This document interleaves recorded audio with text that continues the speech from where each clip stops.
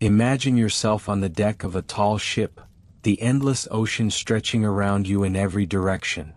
The air is thick with the scent of salt and tar, the rhythm of the waves a constant lullaby. Below you, thousands of fathoms of unknown depths hide secrets and dangers, while above, the sky holds both promise and peril. In this world of vast unknowns, where the elements held ultimate power and the line between life and death was as thin as a rope, sailors sought comfort and control in superstition. They observed, believed, and lived by a complex web of rituals, omens, and taboos. From the moment a keel was laid to the solemnity of a burial at sea, every act, every object, every creature held a profound, often mystical, significance. Join us now as we drift back in time to explore the strange, often charming, and sometimes chilling beliefs that guided those who dared to sail the unforgiving seas. You are out there, far from sight of land, and the ocean is not merely water. It is a living, breathing being. You can feel its vast, inscrutable will pressing in on you from every side, a presence both majestic and terrifying. It is the greatest force you will ever know, dictating your very existence with a whisper or a roar. You depend on its generosity for fish to eat, for a fair wind to fill your sails, for a safe passage. Yet, you also know its dark side, its insatiable hunger for ships and the lives they carry. For sailors of old, this immense, unpredictable power transformed the sea into a demanding deity, a fickle mistress, a ravenous beast. You learn to read its moods, to interpret its signs, to appease its temper. Every ripple, every cloud, every creature that broke the surface held a potential message, an omen from the unseen hand of fate. You watched the horizon with an intensity born of survival, searching for clues in the tapestry of sky and water. Consider the very nature of the ocean's surface. A calm, glassy sea, for instance, might seem like a blessing. But for the seasoned sailor, it could be a warning. An unnaturally still ocean often preceded a violent storm, the calm before the tempest, a moment of deceptive peace before the fury was unleashed. You would feel the air grow heavy, the pressure drop, and a sense of unease would ripple through the crew, a primal fear of what the ocean was preparing to unleash. You would scan the sky, searching for the telltale Mars tails, wisps of cirrus clouds, that whispered of coming wind. Then there was the wind itself. A gentle breeze was a friend, a strong gale a necessary challenge, but a sudden, inexplicable shift could fill you with dread. To whistle on deck, for example, was an almost universal taboo. You would never dare to whistle for fear of challenging the wind gods, or of summoning a full-blown gale. You knew that such a careless act could call forth a squall from nowhere, threatening to tear your sails to ribbons and send your ship to the bottom. The wind was the breath of the sea, and you would not mock it. The very color of the water held meaning. You might note a peculiar green hue, a darker patch in the distance, a sudden shift in the currents. These were not just geographical features, they were clues. Sometimes, a ship would encounter a patch of water that seemed to glow with an eerie, phosphorescent light at night, an effect of bioluminescent plankton. While beautiful, it could also be unsettling, hinting at the deep, mysterious powers beneath. You might whisper tales of ghost ships sailing through such waters, their spectral crews illuminated by the sea's own internal fire. And what about the creatures that called the ocean home? They were not merely animals. They were messengers, omens, and sometimes even guides. Take the albatross, for example. You would never, ever harm an albatross. To kill one was to invite disaster, to tempt fate, to bring the wrath of the sea itself down upon your vessel. These magnificent birds, with their immense wingspans, could glide for days on the wind, seemingly effortlessly. They were considered the souls of lost sailors, guardians of the deep, or even harbingers of good luck if they followed your ship. You would watch them with reverence, understanding that their presence was a silent blessing, and their absence a cause for concern. To raise a hand against one would be an act of profound disrespect against the very spirit of the ocean. The air around you would feel heavy with unspoken dread at the mere thought. Dolphins, on the other hand, were almost universally welcomed. When you saw a pod of dolphins playing in the bow wave of your ship, leaping and spinning through the water, you would feel a lift in your spirits. They were seen as protectors, intelligent creatures that guided ships to safety, warned of impending storms, and brought good fortune. Their playful antics were a comforting sight in the endless expanse of the sea, a sign that perhaps, for a moment, the ocean was smiling upon you. You would point them out to your shipmates, a shared moment of reassurance. But other creatures brought fear. Sharks, those silent hunters of the deep, were a particularly grim omen. If you saw a shark following your ship, especially after a death on board, it was believed to be waiting for the next victim, a dark messenger of impending doom. Its presence could cast a pall of gloom over the entire crew, tightening the knots of superstition and fear. You would watch its dorsal fin cut through the water with a sickening dread, knowing that its appearance often meant misfortune. Whales, too, carried a mix of awe and apprehension. While their immense size was breathtaking, a whale breaching too close to your ship could be interpreted as a warning, or even a deliberate act by a powerful sea spirit. Some believed that whales were capable of sinking ships, not out of malice, but simply by their sheer, overwhelming mass. You would keep a respectful distance, admiring their majesty but also wary of their unpredictable power. The very act of sailing was fraught with rituals designed to curry favor with the ocean. Before setting off, you might see a captain or first mate pour a libation of rum or spirits over the bow, an offering to the sea gods or to Neptune himself. This small act was a plea for safe passage, a hopeful gesture to smooth the waters ahead. You might even toss a coin overboard, a symbolic payment for the ocean's hospitality. Even the naming of your ship was a serious matter. You would never ever rename a ship.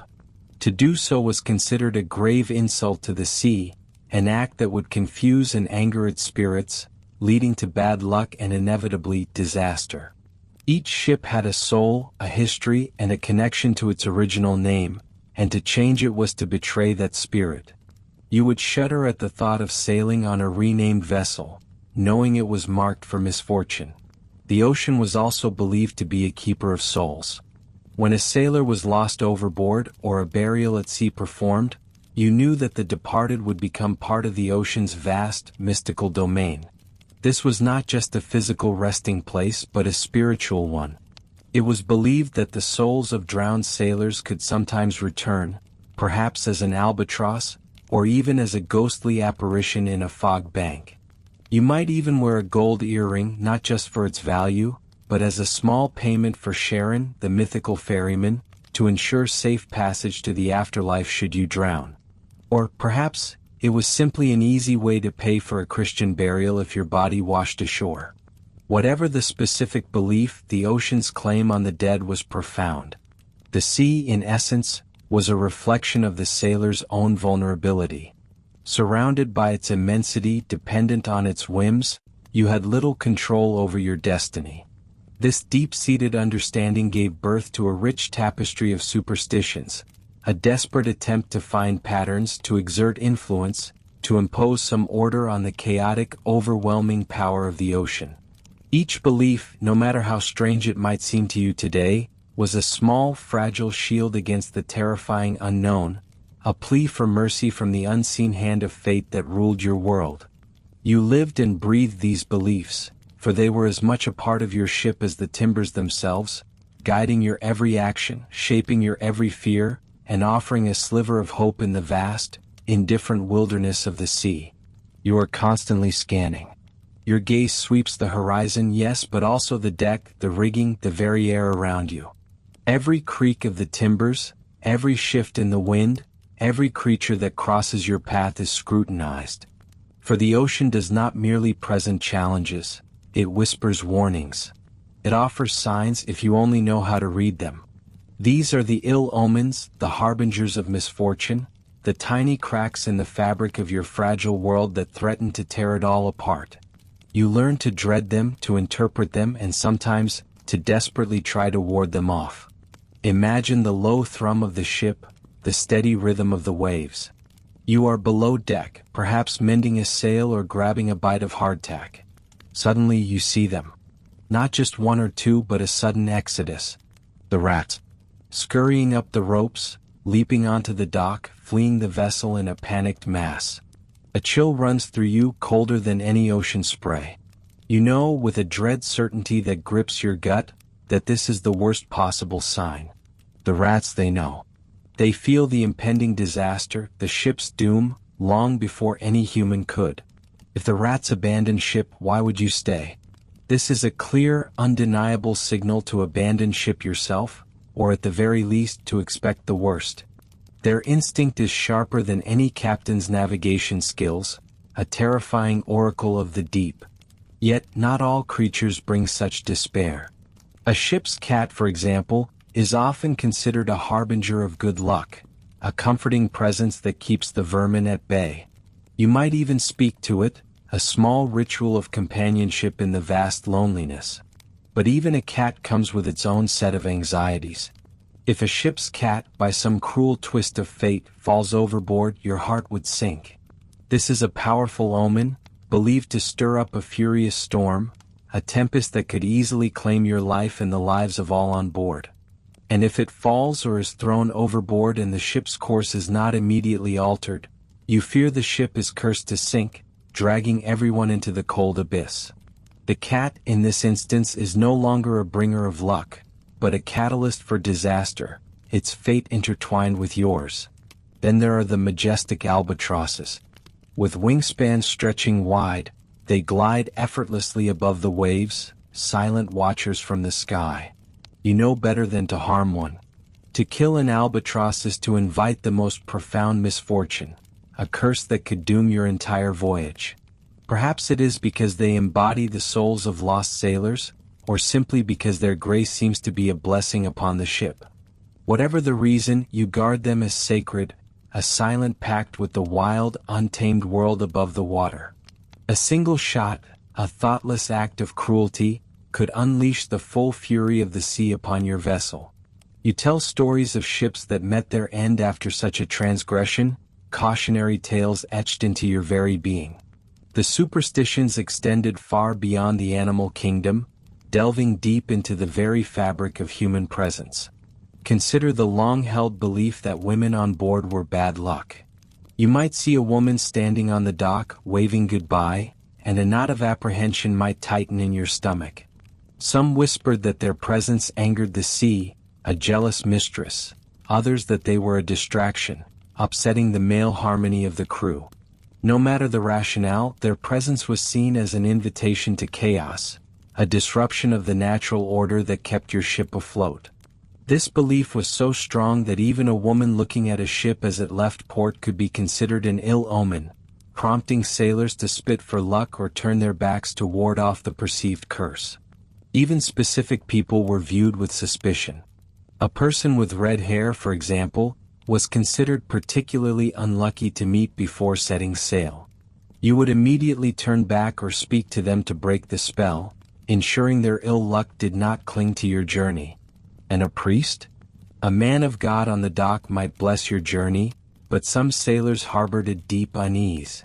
Associated with last rites and burials, their presence could feel like a premature whisper of death, an omen you wished desperately to avoid. You would rather see a shark fin than a clergyman on the pier when you are about to weigh anchor. Perhaps one of the most curious and enduring ill omens involved the humble banana. To bring bananas on board a ship was to invite disaster. You would never allow them in your cargo hold. Tales abound of ships disappearing or crews dying of strange illnesses, all linked to the presence of this innocent fruit. Was it because they ripened quickly, attracting insects and causing other cargo to spoil? Or perhaps the gases they emitted in sealed holds were truly dangerous, leading to unconsciousness or death? Whatever the origin, the fear was real and potent.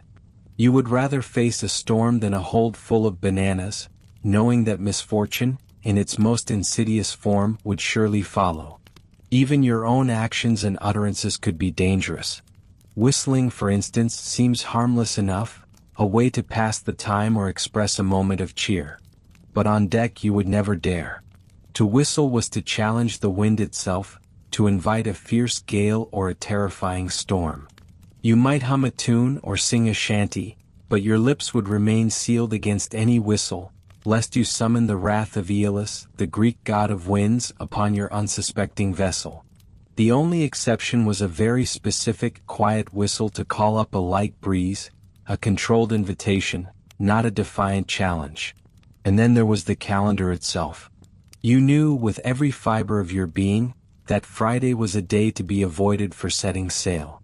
No matter how calm the seas, no matter how favorable the winds, to embark on a voyage on a Friday was to court certain disaster.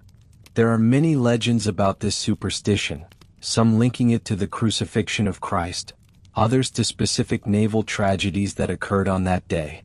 But for you, the sailor, the reason hardly mattered. It was simply known.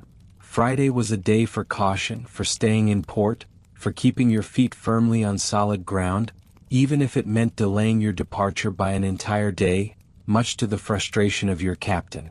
Even personal hygiene became entangled in this web of fears. You would never cut your hair or clip your fingernails while at sea. To do so was to invite bad luck, to tamper with your own well-being in a way that felt dangerously close to tempting fate. Your hair and nails, extensions of your very self, were best left untouched, preserved as they were until you returned safely to shore. These small, seemingly insignificant acts were seen as potential doorways for evil spirits or a drain on your luck, vital resources you could not afford to lose in the vast emptiness of the ocean. And words themselves held immense power. You would never speak of death or drowning, or the grim realities of the sea's perils in a casual way. To voice such fears was to give them power, to manifest them, to call them into being. You might use euphemisms or speak in hushed tones, but the words themselves were forbidden, a silent acknowledgement of the thin veil separating life from the cold embrace of the deep. You did not tempt the sea gods or the spirits of the drowned by speaking their names. The less said, the safer you were. Your eyes were also constantly scanning the sky. A red sky in the morning, for example, brought a prickle of unease. Red sky in the morning, sailors take warning, the old adage goes. It signaled foul weather ahead, a storm brewing on the horizon, painting the dawn with a warning hue. But a red sky at night? That was a sailor's delight, promising fair weather for the morrow. You learned to read these subtle shifts in color, these ancient meteorological whispers, with the same intensity you read the waves. And the moon, especially a full moon, was watched closely. Some believed it could bring storms, others that it could influence the tides in unpredictable ways. Your world was one of constant observation, constant interpretation, seeking any clue the heavens might offer. Every flicker of a candle, every strange cloud formation, every unusual sound became a potential messenger from a capricious fate. You lived in a state of heightened awareness, perpetually on guard for these whispers from the deep. They were not just quaint beliefs. They were vital survival strategies, a desperate attempt to impose meaning on the meaningless, to find order in chaos. In a world where your life hung by a thread, constantly at the mercy of immense, indifferent forces, these omens were your only early warning system, your only chance to perhaps alter your destiny, or at the very least to prepare for the inevitable. You might live by the omens, constantly scanning the horizon for a sign, but you are not entirely passive. No, not a sailor like you. You understand that sometimes, you must take matters into your own hands, or at least, make a respectful offering to the unpredictable forces that govern your world. This is where the small rituals, the whispered prayers, and the tiny talismans come into play, each one a desperate, heartfelt plea for a little extra luck. Imagine your ship, a wooden world afloat on an indifferent ocean. Within its creaking timbers, a host of small, powerful beliefs take root, guiding your every move. Perhaps before you even stepped foot on deck, you made sure your pockets contained a lucky charm. For some, it might be a rabbit's foot, brought from home with promises of protection. For others, a four-leaf clover, pressed carefully between the pages of a well-worn Bible. Even a simple coin, worn smooth by countless hands, could be your personal shield against the unforeseen. Consider the pigs. Yes, pigs. You would never utter the word pig directly on board. That was too risky. Instead, you might refer to them as hogs or the grunters. But a pig image? That was a different story entirely. A tattoo of a pig and a rooster on your feet, for example, was believed to ensure you would always return to land even if shipwrecked. Why these animals? Because they were often kept in wooden crates on deck, and when ships went down, these crates would float, sometimes washing ashore with their squealing occupants. A morbid yet hopeful symbol of survival.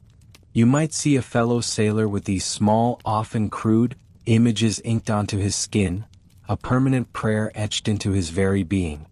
And then there were the earrings.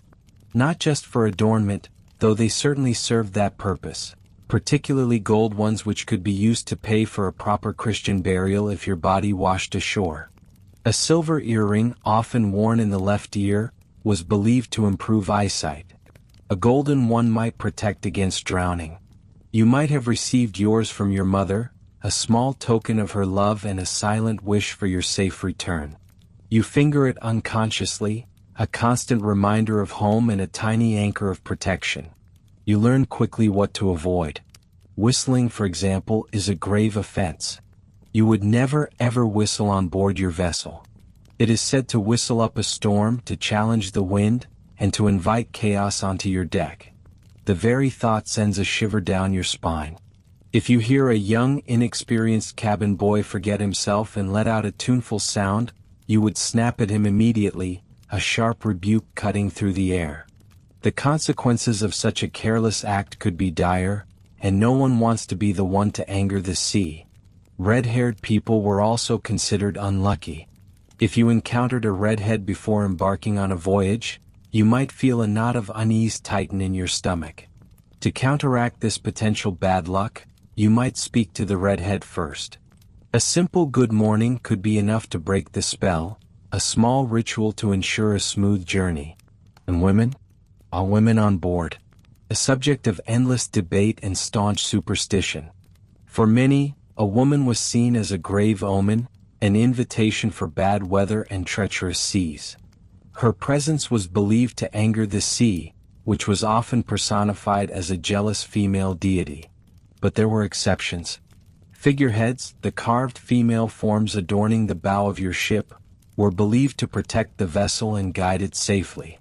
And mermaids, those mythical half-fish, half-woman creatures, were also seen as good omens if spotted, though their beauty was often a lure to destruction. You might whisper a prayer to the figurehead as you pass, a silent acknowledgement of her protective gaze. Bananas are another peculiar source of dread. You would never, under any circumstances, allow bananas onto your ship. This superstition dates back centuries, rooted in several tragic incidents. Ships carrying bananas would often sink, either due to the gases they released, which could contaminate other cargo and spoil it, or because the fast-rotting fruit attracted insects and snakes. Even today, you would rather face a typhoon than a bunch of bananas on your deck. The very word banana might be uttered with a degree of hushed reverence, almost fear. Sailors have always had a contentious relationship with the day of the week. You would ideally never set sail on a Friday. Friday was the day Jesus Christ was crucified, making it an inherently unlucky day for any new endeavor, especially something as perilous as a sea voyage. Even the most desperate captains would try to delay departure until Saturday if at all possible. It was a universally accepted truth.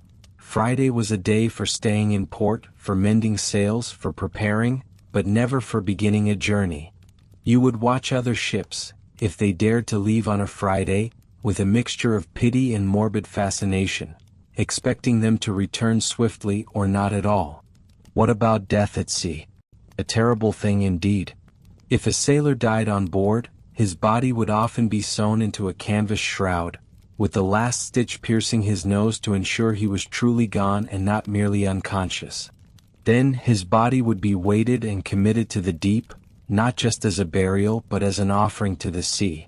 You would watch, a solemn silence blanketing the deck as your comrade was returned to the vastness, a small ritual of respect and fear.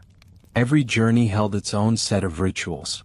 As you crossed the equator for the first time, you would be initiated into the brotherhood of the sea through a series of often messy, sometimes humiliating, but ultimately bonding ceremonies. King Neptune, ruler of the deep, would hold court, and you as a pollywog would be transformed into a seasoned shellback. It was a rite of passage, a way to mark your growth as a sailor, and to appease the ancient sea gods. You would bear the grime and indignity with pride, knowing you were earning your place. When you needed to change the wind, you knew just what to do. You might scratch the mast with your fingernail, believing this could coax the winds into a more favorable direction. Or perhaps you would throw a coin into the sea as an offering to the deities of wind and wave, a small bribe for calm seas and following breezes. You would never ever kill an albatross.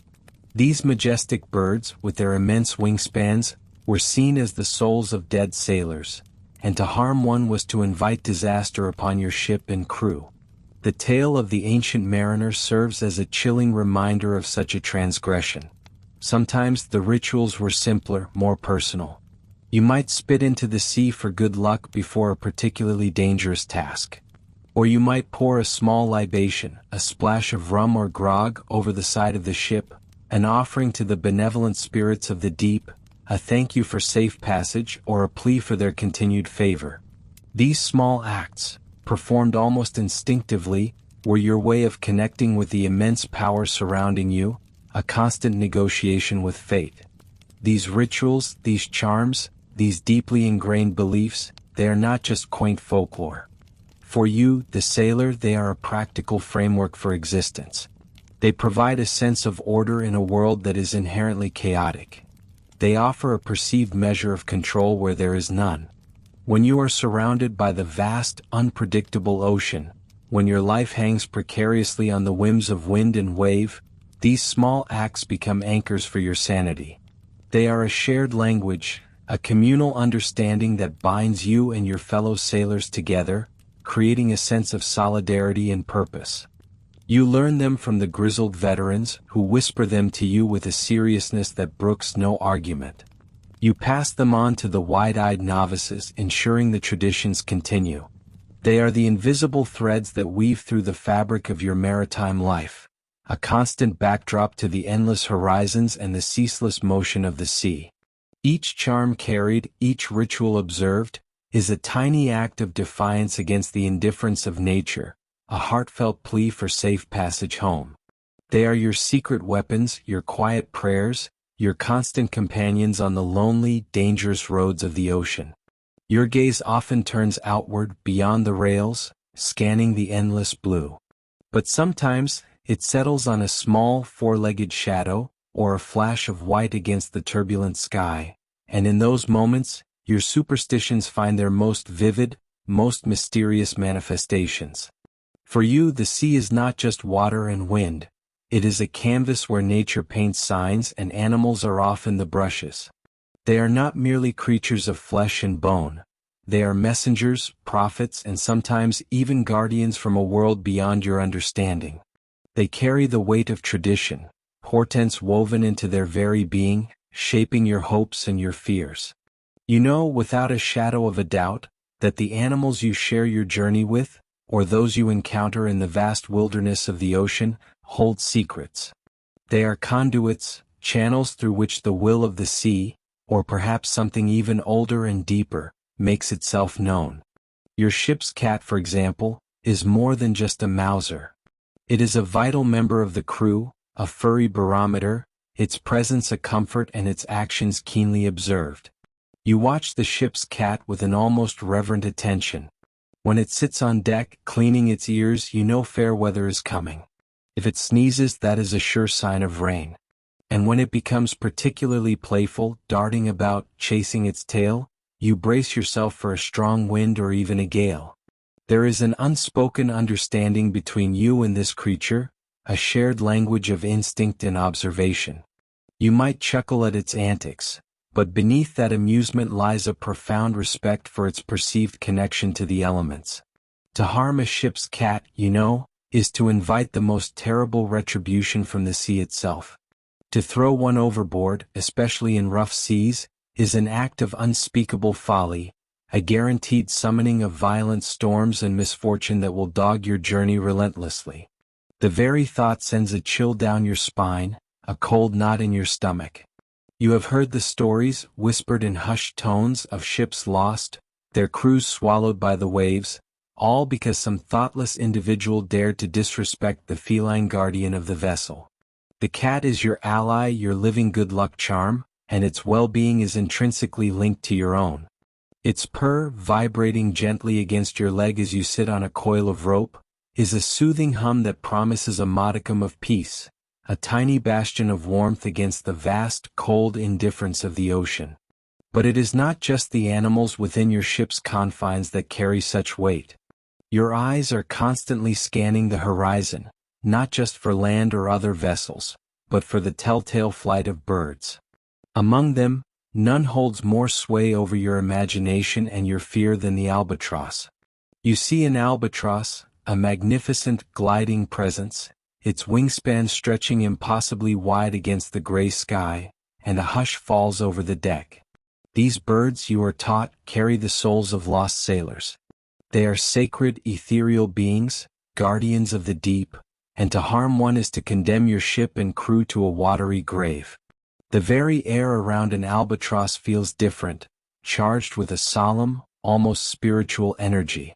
You feel a pang of unease, a deep reverence mixed with a subtle fear as it circles your mast, its watchful eyes seemingly peering into your very soul. You dare not speak above a whisper when an albatross is near, for fear of disturbing the spirits it carries. Its silent flight is a reminder of the fragility of life at sea, a spectral messenger from those who did not return. Then there are the stormy petrels, small dark birds that flit across the waves, their feet seemingly dancing on the surface of the water. You call them Mother Carey's chickens, and their appearance is almost universally a harbinger of foul weather. When you see them dipping and rising, chasing after the ship's wake, you know to prepare. The sky will soon darken, the wind will pick up, and the waves will begin to churn with an increasing fury. They are not malevolent, these tiny birds, but they are undeniable prophets of the brewing tempest. Their frantic flight mirrors the agitation you feel in your gut as you anticipate the coming storm, the relentless struggle against the elements that awaits you. Seagulls, too, carry their own symbolism. You might see them flocking around the fishing boats in port, but far out at sea, a lone gull following your ship can be seen as the spirit of a departed shipmate, keeping watch over their living companions. Sometimes, you even leave scraps of food on the rail for them, a silent offering, a gesture of respect to those who have sailed beyond the horizon. Their plaintive cries, carried on the wind, sometimes sound like whispers from the other side, a haunting reminder of the brotherhood that binds you even in death. Beyond the feathered and the feline, the very creatures of the deep themselves hold omens. You hear the cry, "Dolphins," and a wave of relief washes over you. These intelligent, playful mammals, leaping and diving in your ship's bow wave, are universally considered a sign of good fortune and fair winds. They are your allies, your companions in the vastness, their joyful acrobatics a welcome distraction and a source of hope. Their presence feels like a blessing, a confirmation that the sea, for now, smiles upon your journey. You watch them, mesmerized by their grace, and for a fleeting moment, the anxieties of the voyage recede. But then your gaze might fall upon a darker shadow, a triangular fin cutting silently through the water, and your blood runs cold. Sharks. These apex predators are rarely seen as good omens. For you, a shark following your ship is often interpreted as a grim portent, a sign of impending death on board. Their predatory presence is a stark, chilling reminder of the dangers that lurk beneath the surface, a silent prediction of a life about to be claimed by the unforgiving sea. You watch them with a mixture of fear and dread, hoping their presence is merely a coincidence, but deep down, a seed of unease takes root. Every creak of the ship, every shift of the wind, every illness among the crew, is then viewed through the lens of that dark, circling shadow. Even the smallest creatures, those unseen except for their effects, contribute to your world of maritime superstition. Rats, for instance, are a persistent nuisance on any ship, constantly raiding your stores. But their actions can also be a profound omen. If you notice the rats abandoning a ship that is still in port, fleeing down the mooring lines to the dock, a cold dread seizes you. This is a powerful, undeniable sign that the ship is doomed, destined to sink on its next voyage. You would hesitate to sign on to a vessel that the rats have deserted, no matter how good the pay. Their instinct, you believe, is sharper than any human's, a primal warning from the depths of the earth itself. The absence of these scavengers, usually so tenacious, speaks volumes about a fate you are desperate to avoid. These animal omens, these feathered prophets and feline guardians, are not just quaint stories you tell to pass the time. They are deeply ingrained into the very fabric of your life at sea. They are the daily manifestations of a world alive with unseen forces, a constant dialogue between humanity and nature. You live in a state of heightened awareness, constantly interpreting the signs around you, seeking patterns in the random occurrences of the natural world. Every bird on the wing, every fish in the water, every creature that crosses your path, carries a potential message, a hint of what the future holds. They reinforce your dependence on the elements, your recognition of powers far greater than your own. They compel you to respect the sea, to approach it with a combination of caution and awe. These beliefs shape your actions, your decisions, and even your interactions with your fellow sailors. You find common ground in these shared interpretations, a collective understanding that strengthens the bonds of your crew. You learn to read the subtle cues, the flick of a cat's tail, the distant flight of a bird, the sudden appearance of a school of dolphins, or the ominous circling of a shark. These are not merely observations, they are interpretations of fate, echoes of ancient wisdom passed down through generations of seafarers. They are the living pulse of your superstitious world, a reminder that on the vast, indifferent ocean, you are never truly alone, for the spirits of the deep and their animal messengers are always watching. They are a constant presence, a silent conversation between your vulnerable human heart and the untamed power of the sea. You carry these beliefs not as burdens, but as tools, as a means of navigating the unpredictable. They provide a framework, a way to make sense of the senseless, to find order in the chaos. The animal kingdom in this context becomes a vast, living oracle, its creatures speaking in a language of flight and fin, purr and cry. And you, the sailor, become a listener, an interpreter, forever attuned to the whispers of the wild, forever seeking the next sign, the next message from the deep. This reliance on animal omens underscores the profound connection you feel to the natural world, a bond forged in isolation and danger. It is a testament to the human need for meaning, for control, even when facing the insurmountable. You live by these signs, guided by the unseen currents of fate, expressed through the eyes of a cat, the flight of a bird, or the shadow of a shark. These beliefs are as much a part of your journey as the rigging above your head and the waves beneath your keel. You navigate the unpredictable currents of fate, guided by the whispers of animals, the shift of the wind, and the color of the sky. But the ocean holds other, more human fears, other deeply ingrained beliefs that shape your journey. You stand on the deck, the salt spray cooling your face, and you know there are certain things, certain presences, that simply do not belong out here. High among them, etched into the very timbers of seafaring tradition, is the belief in the ill omen of women at sea. You might scoff at such a notion in a calmer setting, ashore in a bustling port. But out here, where the horizon stretches endlessly and the smallest misstep can mean disaster, every scrap of superstition takes on a terrifying weight.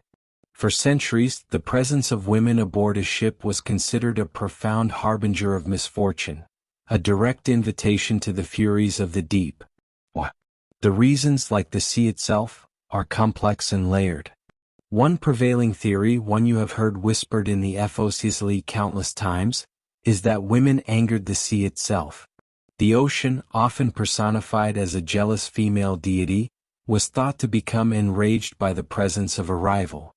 How dare another woman trespass upon her domain, a realm she ruled with icy currents and tempestuous storms? You can almost picture her, a vast ancient goddess, watching from beneath the waves, her mood darkening, ready to lash out with gale-force winds and monstrous waves at any vessel bold enough to challenge her supremacy with a woman on board. This was not merely a belief, it was a deeply held conviction that the very elements would conspire against you. Then there was the more pragmatic, if equally prejudiced, perspective. You understand the long months at sea, the isolation, the relentless monotony broken only by the sudden bursts of danger.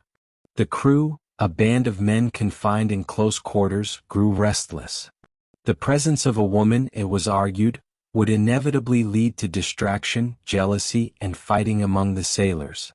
A ship required harmony, a united front against the perils of the sea. Any disruption to that delicate balance was a threat, and a woman was seen as the ultimate disruptive force. You can imagine the tension, the whispered gossip, the glances, all of which could shatter the fragile camaraderie essential for survival. A man's focus, it was believed, should be solely on his duties on the ship, on the sea. Anything else was a perilous diversion. You have heard the old salts mutter about how a woman on board would bring about bad weather. They would say she was too delicate for the harsh conditions, that her mere presence would somehow draw the wrath of the heavens. You might witness a sudden squall, a rogue wave, or a prolonged calm that stalled your progress, and the blame would almost certainly fall upon the lone female passenger, if one dared to be present. It was an easy scapegoat, a convenient explanation for the inexplicable cruelty of nature. The sea, in its vast indifference, offered no clear answers, so men created their own. But the jinx wasn't just about women on board. It extended to even the mere thought of them. You were taught never to whistle on a ship, as it was thought to summon bad winds, but also never to speak a woman's name aloud during a storm, lest you draw the sea's attention to your vulnerability.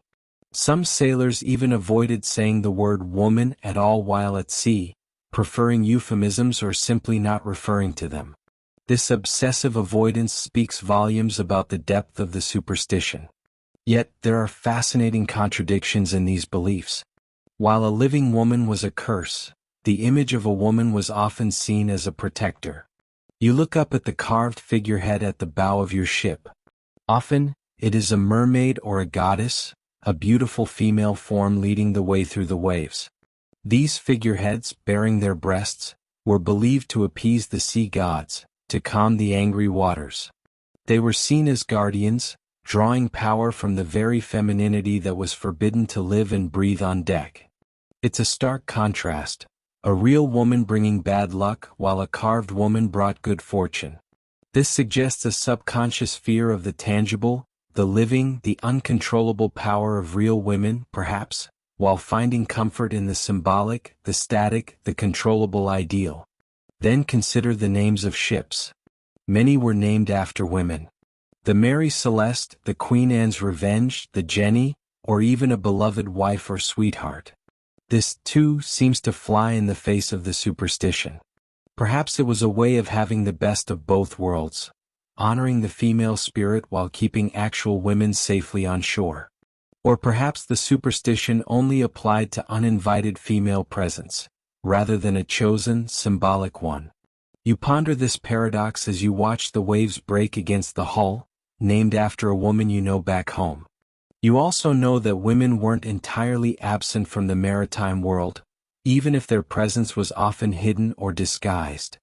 There were tales of women who dressed as men to serve at sea, sometimes for adventure, sometimes to follow a loved one, sometimes out of sheer necessity.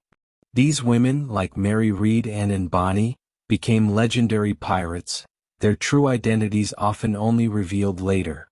Their survival, their success in such a hostile environment, often defied the very superstitions that would have condemned them.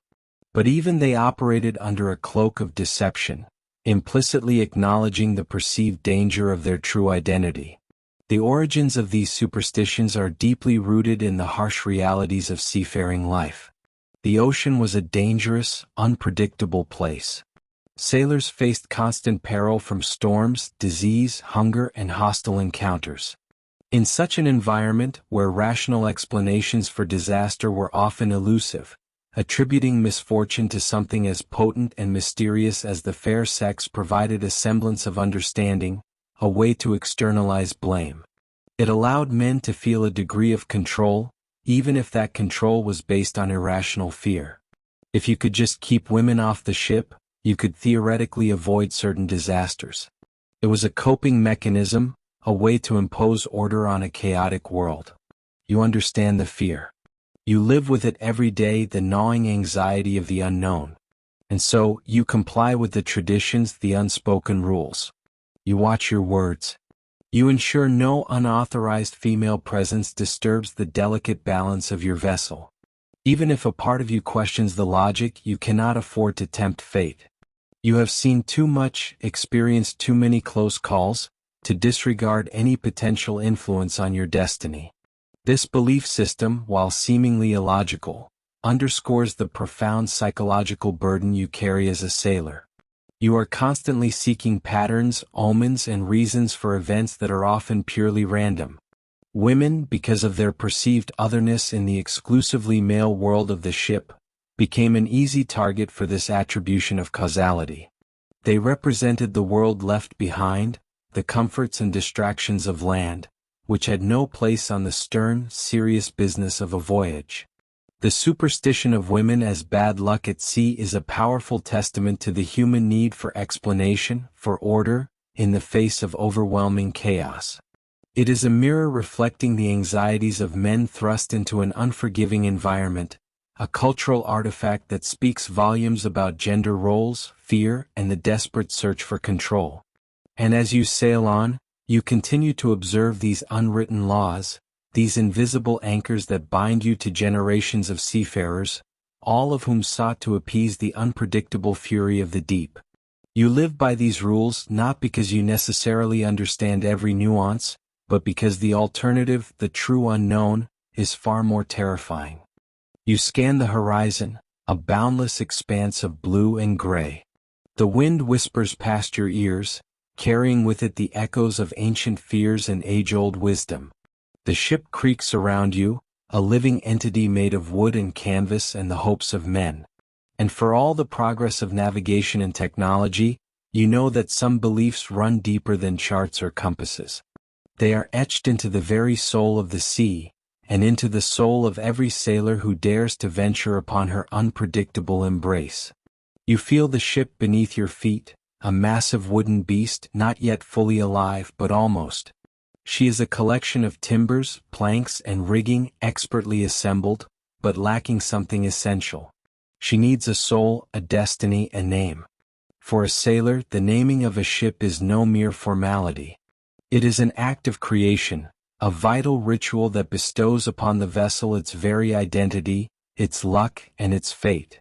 You understand that a ship is more than just a conveyance. She is a companion, a protector, and sometimes a tomb. Her name, therefore, is sacred. Consider the immense care taken in selecting a name. You might spend weeks, months even, poring over possibilities, seeking inspiration in myths, in heroes, in the names of loved ones, or perhaps in something more abstract like hope or discovery. The name you choose is believed to influence the ship's entire life at sea. A strong, auspicious name could bring good fortune, calm seas, and successful voyages. A weak or ill-omened name, however, might condemn the vessel and all aboard to disaster. This is not a matter to be taken lightly. Ancient mariners, you observe, often named their vessels after goddesses, invoking their divine protection. You see images of Athena or Venus adorning prows, their gaze fixed on the horizon, warding off malevolent spirits. Later, as Christianity spread, names often shifted to saints, hoping for a similar kind of sacred guardianship. Imagine the countless Saint Christophers and Saint Michaels sailing the seas, each name a silent prayer for safe passage. But not all names are equal. There are names that are simply unlucky. You learn quickly that it is considered exceptionally bad luck to rename a ship. Once a vessel has been given her identity, it is deeply unwise to change it. Sailors believe that a ship's original name holds her spirit, her unique essence. To rename her is to confuse this spirit, to anger the sea gods, and to invite calamity. If you must rename a vessel, tradition dictates a complex denaming ceremony to appease Neptune, the god of the sea. You would carry out a solemn ritual, perhaps involving the burning of the ship's old name on a wooden plaque, scattering the ashes into the sea, and offering a libation of strong drink to the ocean's depths, all while the ship's bell tolls. Only then, with the old identity ceremonially purged, can the new name be bestowed with any hope of good fortune. You also hear whispers of specific unlucky names. For instance, ships with number 13 in their name are avoided like the plague. You certainly would not want to sail on the 13 stars or the voyage of 13. Even the number itself, when spoken, carries a certain dread. You also hear that names ending in a were once thought to be more prone to capsizing, though this particular superstition seems to have faded in comparison to others. These beliefs, you realize, are not rational in the modern sense, but they are deeply felt, deeply ingrained, and they govern every decision. Then comes the christening. This is the moment the ship truly comes alive. You stand with the crowd, feeling the anticipation ripple through the shipyard air. The ship looms above you, magnificent and silent. This ceremony is not just a party, it is a sacred invocation, a formal introduction of the vessel to the sea. The traditional breaking of a bottle across the bow is its central act. Historically, this ritual involved sacrifices. You picture ancient Phoenicians pouring libations of blood onto the decks, or Vikings offering up human sacrifices to ensure safe voyages. The Greeks and Romans, you learn, would crown their ships with garlands and offer prayers to their gods, then pour water or wine over the deck as a blessing. The act of spilling a liquid, you understand, is an ancient symbol of life, of offering, of an exchange with the divine. By the 18th century, the practice had evolved. You might see a gold or silver goblet filled with wine, perhaps red wine symbolizing blood, being poured over the bow by a dignitary.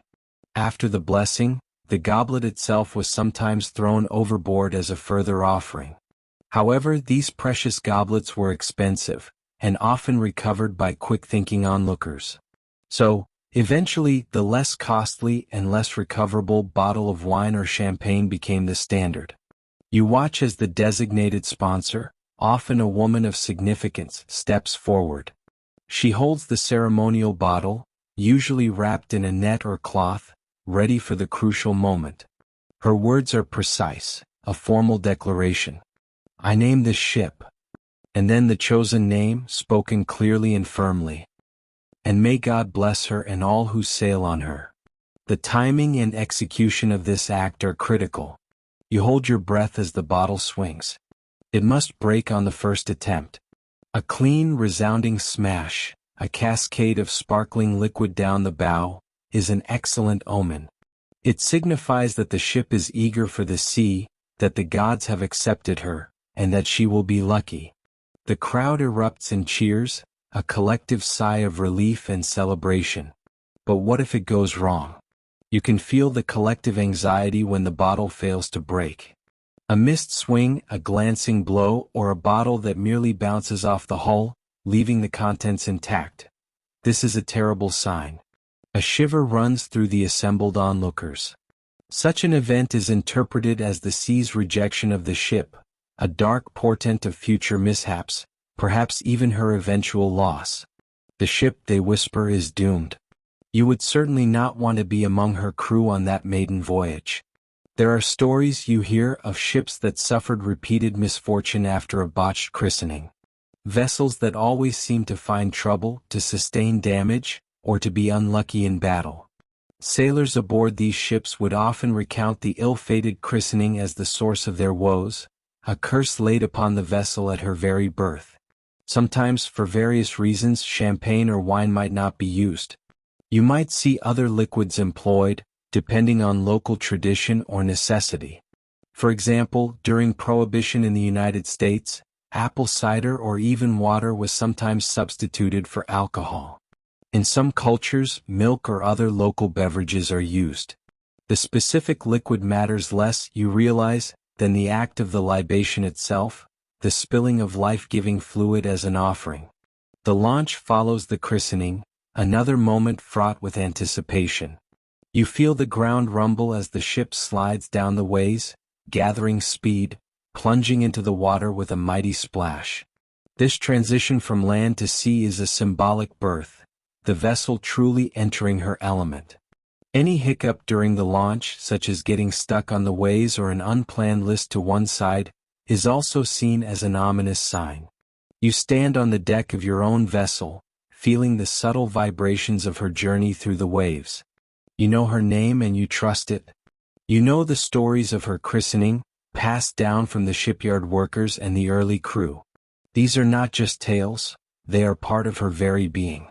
They are part of your connection to her. For sailors, a ship is not merely an inanimate object. She is a living entity with a personality, a temper, and a will. You talk to her, you cajole her, you curse her when she misbehaves, and you praise her when she carries you safely through a storm. Her name is the key to her identity, and her christening is her soul's awakening. You might find yourself unconsciously repeating her name, a silent mantra of protection. You understand that these rituals, these deeply held beliefs about names and christenings, are attempts to exert control over an uncontrollable world. The sea is vast, powerful, and indifferent to human lives. By performing these ceremonies, by adhering to these superstitions, you hope to gain a small measure of influence, to tip the scales of fortune in your favor. You want to believe that the fate of your ship, and by extension your own fate, is not entirely left to the whims of the wind and waves. As you sail further from shore, the land disappears into a hazy line. All that remains is the boundless ocean and your ship, a vessel christened with hope, fear, and a name that carries the weight of destiny. You glance up at the masthead, seeing a small flag fluttering, emblazoned with your ship's emblem, her proud symbol. Her name is whispered on the wind, a promise to the depths, a challenge to the horizon, and a silent prayer for all who depend on her. You feel it in your bones, this unbreakable bond between a sailor, his ship, and the power of a name. It is more than just a word. It is a destiny. It is a lifeline. The moment of departure is a threshold, a passage from the known world of land to the profound uncertainties of the sea. Every gesture, every utterance holds potential meaning. You stand on deck, the familiar smells of the port, tar, salt, and wood smoke, mingling with the anticipation of the open ocean. Your gaze sweeps across the bustling dock, observing the last-minute preparations. You notice the stevedores moving with a certain deliberate rhythm, perhaps avoiding eye contact with particular individuals, or refusing to carry certain items aboard. For a sailor, the journey does not begin when the sails are unfurled, but with the first whispers of superstition that cling to the very air of the port. You know deep in your bones that the very day you choose to set sail can seal your fate. Fridays, for example, are universally considered unlucky. To depart on a Friday is to invite disaster. It is a challenge to the sea itself, a foolish disregard for centuries of hard-won experience and whispered warnings. No matter how fair the wind, a Friday departure is viewed with profound apprehension. You hear tales of captains who defied this unwritten law, their ships never to be seen again, swallowed by storms that seem to appear from nowhere. But it is not just Fridays. You would avoid setting sail on the first Monday in April, the second Monday in August, or the 31st of December. These dates, for reasons lost to time or born from ancient tragedy, are marked with a black X in the sailor's almanac of the mind. To ignore them is to spit in the face of fate. You would rather wait a day or even a week, if it meant assuaging the deep-seated dread that such a cursed departure might bring. As the crew makes their final checks, you instinctively watch for certain omens. A bird landing on the mast before you set off might be a good sign, a messenger from the heavens. But if a bird flies around the ship 3 times and then away, that is a warning. Perhaps it means you are about to encounter a bad storm, or worse, that your voyage will not end well. You listen to the sounds of the port. The cry of a seagull is just a sound, but the hoot of an owl, particularly during daylight hours, can send a chill down your spine. You are acutely aware of the people you encounter on the dock. If you see a flat-footed person, that is a serious bad omen. Their very presence is thought to bring ill luck. Redheads, too, are often viewed with suspicion, their fiery hair perhaps linked to the tempestuous nature of the sea. If you must speak to them, you would be sure to be the first to speak, to break the curse before it takes hold. And never, ever, let a priest or a minister be the first one you encounter on your way to the ship. Their cloth is meant for the land, for the solace of the shore, not for the unforgiving expanse of the ocean. Their presence suggests death or a blessing that portends disaster. As you step onto the gangplank, you are careful to always step on it with your right foot first. It is a small gesture, almost unconscious, but it is one of many tiny rituals you perform to appease the unseen forces that govern the sea. You cross the threshold from solid ground to the shifting deck, entering a world where human laws are secondary to the ancient, unspoken rules of the ocean. Once aboard, the strictures multiply. You would never utter the word goodbye to those on shore. A simple farewell or see you soon is acceptable, but goodbye is too final, too much like an admission that you might not return. It is tempting fate, a direct challenge to the powers that decide life and death. You wave, you nod, you offer a shouted promise to return, but the dreaded word remains unspoken. And then there are the creatures of the land that bring misfortune to the sea. Pigs, for example, are considered terrible omens.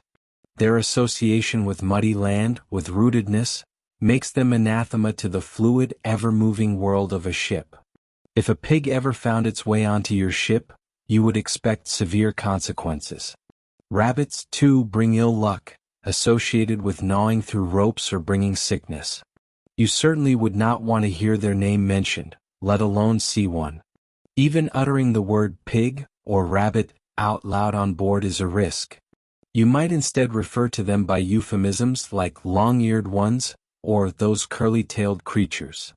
As the lines are cast off and the ship begins to slowly drift from the pier, you are careful not to throw anything overboard until you are well out to sea. To discard anything connected to the land prematurely is to invite the wrath of the sea spirits. Even a loose piece of rope, a scrap of food, must be held until the ship has truly committed to the voyage. The anchor is weighed, a heavy, groaning sound echoing through the hull. You listen for the rhythmic clanking of the chain, a sound that signals your true departure. And as the ship turns, you hold your breath, hoping it turns clockwise. An anti-clockwise turn upon leaving port is seen as a sign of doom, an unholy reversal of the natural order, perhaps even a welcoming gesture to the depths of hell. One of the most persistent and dangerous superstitions involves whistling on board. You simply do not do it. Whistling is believed to whistle up a wind, and while a favorable breeze is always welcome, an unexpected gust or a full-blown gale can be disastrous. Only the cook traditionally was allowed to whistle, but even then, it was done with caution, a quiet, almost inaudible tune. To whistle loudly is to challenge the elements, to call down a storm upon your ship and all aboard. You have seen sailors punished severely for this transgression, for the potential it holds to doom an entire voyage. Another profound taboo is the presence of women. Traditionally, women on board were considered to bring bad luck, for a variety of complex and often contradictory reasons. Some believed they distracted the sailors, leading to neglect of duties and quarrels. Others thought their presence angered the sea gods, particularly Neptune, who was seen as a jealous male figure. A woman's beauty, it was said, could calm the sea, but her fickle nature could also stir it to fury. You know that if a woman is aboard, she would be hidden from view, perhaps even disguised, to avoid tempting fate. The only exception often being a figurehead, eternally affixed to the bow, eternally guiding the ship. You might also observe sailors carrying a small silver coin, a safe return coin. As the ship clears the harbor mouth, one might quietly toss a coin overboard, a small offering to the sea gods for safe passage and a prosperous return. It is a tiny plea, a whispered prayer for protection against the unseen dangers lurking beneath the waves. This is especially true for fishing vessels, where a coin tossed into the water is an act of reciprocity, a payment for the bounty they hope to extract. The very name of the ship, which felt so powerful just moments ago, also comes with its own set of rules. You would never, under any circumstances, rename a ship at sea, or even rename one without a specific, elaborate and secret ceremony to appease the original name's spirit and the sea gods. To casually change a ship's name is to invite the most terrible misfortune, as if you are erasing its very identity, its destiny. Each ship has a soul, and that soul is inextricably linked to its christened name. As your ship sails further, leaving the last vestiges of land behind, you feel the raw power of these beliefs. They are not merely quaint traditions, they are a deep-seated framework of survival. They are the invisible anchors that hold your crew together, the shared understanding of a world where life and death hang by a thread. You watch the sun dip below the horizon, painting the sky in fiery hues, and you feel the ship rise and fall with the rhythm of the ocean. Every creak of the timbers, every slap of water against the hull, echoes with the stories of those who sailed before you, their superstitions a legacy carried on the wind. The journey has truly begun, not just geographically but spiritually. You are now immersed in the sea's domain, guided not just by charts and compasses, but by ancient wisdom and fears passed down through generations. These forbidden acts and careful first steps are not just rituals. They are your shields, your prayers, your attempts to bargain with the vast, unpredictable power of the ocean. You are no longer just a sailor. You are a participant in a grand, timeless drama, where every action holds weight, and every superstition is vital to survival. You scan the horizon, a boundless expanse, where only the strongest beliefs can offer a flicker of comfort. The boundless expanse that offered comfort can turn hostile in an instant. You feel it in the air, a subtle shift, a change in the sea's breath.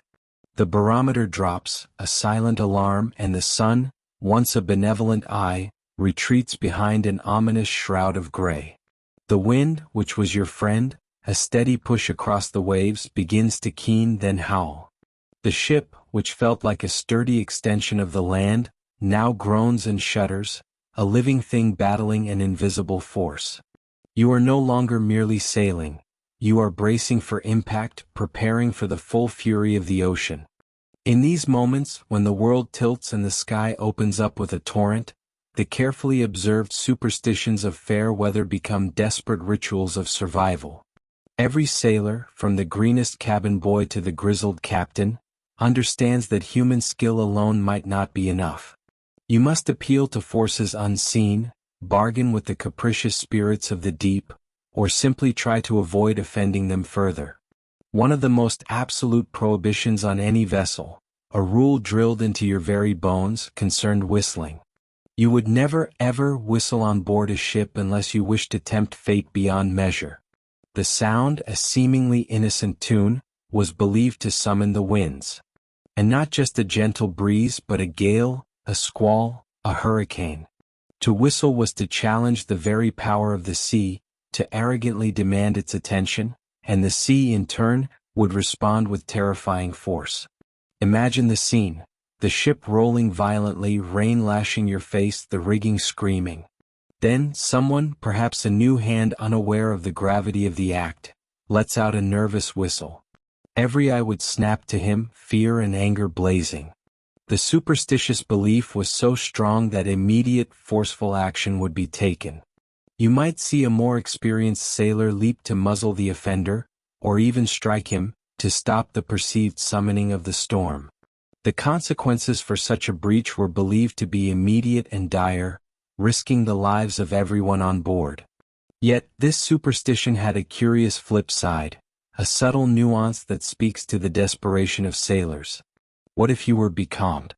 What if the wind vanished entirely, leaving your sails flapping uselessly, your ship adrift under a baking sun for days or even weeks? Then a low, quiet whistle, almost a whisper, might be cautiously attempted. It was a plea, an invitation, not a challenge. It was said that a gentle whistle could coax a breeze, a barely perceptible current of air, to fill your sails and nudge you forward. But even then you tread a fine line. Too loud, too confident a whistle, and you might summon more than you bargained for, trading the torment of stagnation for the terror of a storm. It was a delicate dance with the elements, a subtle negotiation that highlighted the immense powerlessness sailors often felt. Beyond whistling, there were other ways to try and manipulate the wind. If the ship lay still, mocking the passage of time, some sailors might resort to scratching the mast, believing that this action would awaken the slumbering wind gods. Others would throw a coin into the sea, a small offering to placate whatever spirits held the breath of the world. Even more bizarrely, some tales speak of pouring a bucket of water over the bow, or in some cases, even pouring a bottle of rum, as a libation to tempt the fickle wind into returning. These were not acts of logic but of faith, born from the raw fear of being utterly stranded, with no control over your destiny. But what if the winds did come, not as a gentle whisper, but as a roaring beast? What if the storm was upon you, threatening to tear the ship apart and swallow you whole?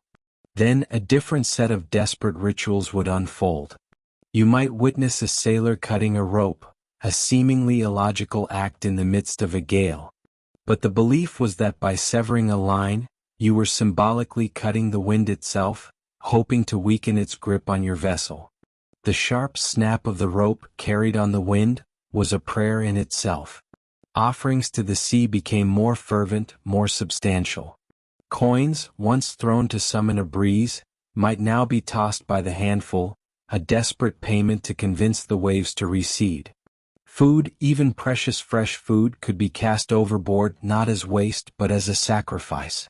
Some accounts even speak of sailors, in the throes of utter terror, throwing their own personal possessions into the churning waters, anything that might appease the raging deity of the storm. Imagine yourself clutching a small, cherished trinket, a memento from home, and then, with a sob, releasing it into the hungry maw of the ocean, hoping that this small act of surrender might buy your life. Certain objects were believed to hold powerful protective qualities against storms. Nails taken from a coffin, particularly from a murderer's coffin, were thought to be exceptionally potent. If you possessed such a grim relic, you might see it nailed to the mast or even thrown into the sea, an appeal to the darker powers to ward off the tempest. A horseshoe, a universal symbol of luck, might be nailed to the mast or perhaps held aloft.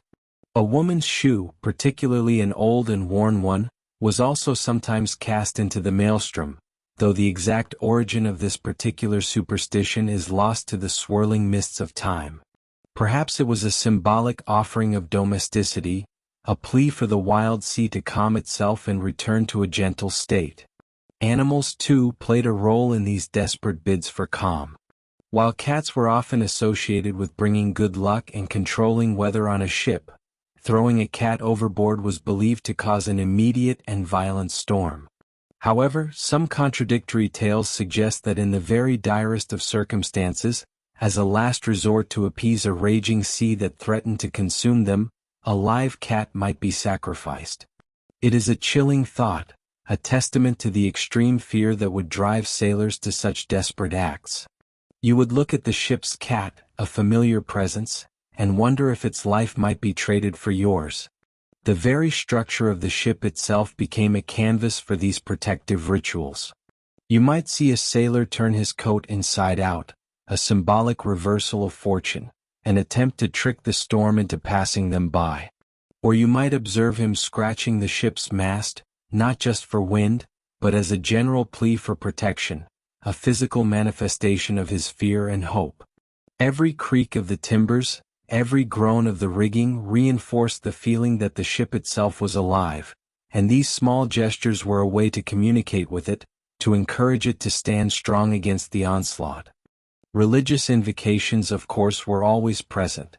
Sailors would pray to their saints, to the Virgin Mary, to God, often combining these pleas with the more ancient, pagan-rooted superstitions. You would hear desperate Hail Marys whispered alongside ancient charms, an eclectic blend of belief systems all converging in the face of annihilation. No avenue of hope, no potential intercessor, would be ignored when life hung by such a tenuous thread. It was a time when faith, in all its varied forms, became your final anchor. These were not idle whims or quaint customs.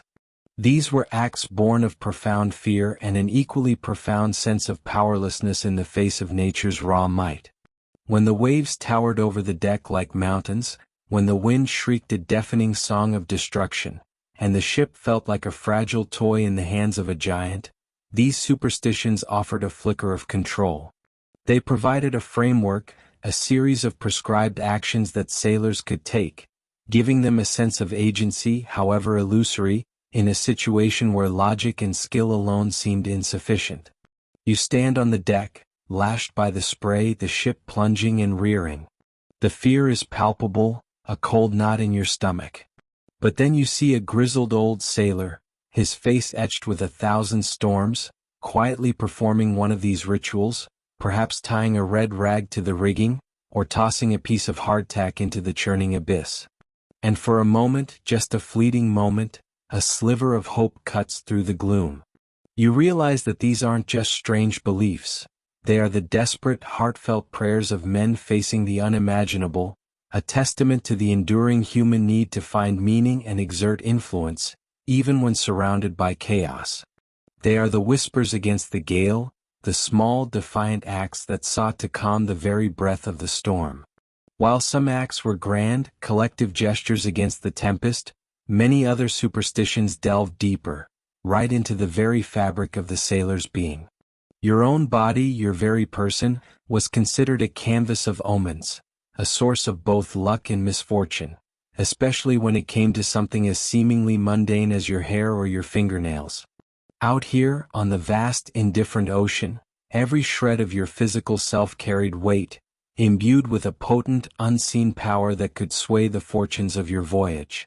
You recall the advice, perhaps from your grandmother or a stern old salt at the docks. Never ever cut your hair at sea. The very thought sends a shiver down your spine even in the warm sun. To shear off a lock of hair was not merely a cosmetic act. It was a profound disruption, an invitation to chaos. Hair, believed by many cultures to be a conduit for the soul, a repository of strength and identity, became acutely vulnerable on the open water.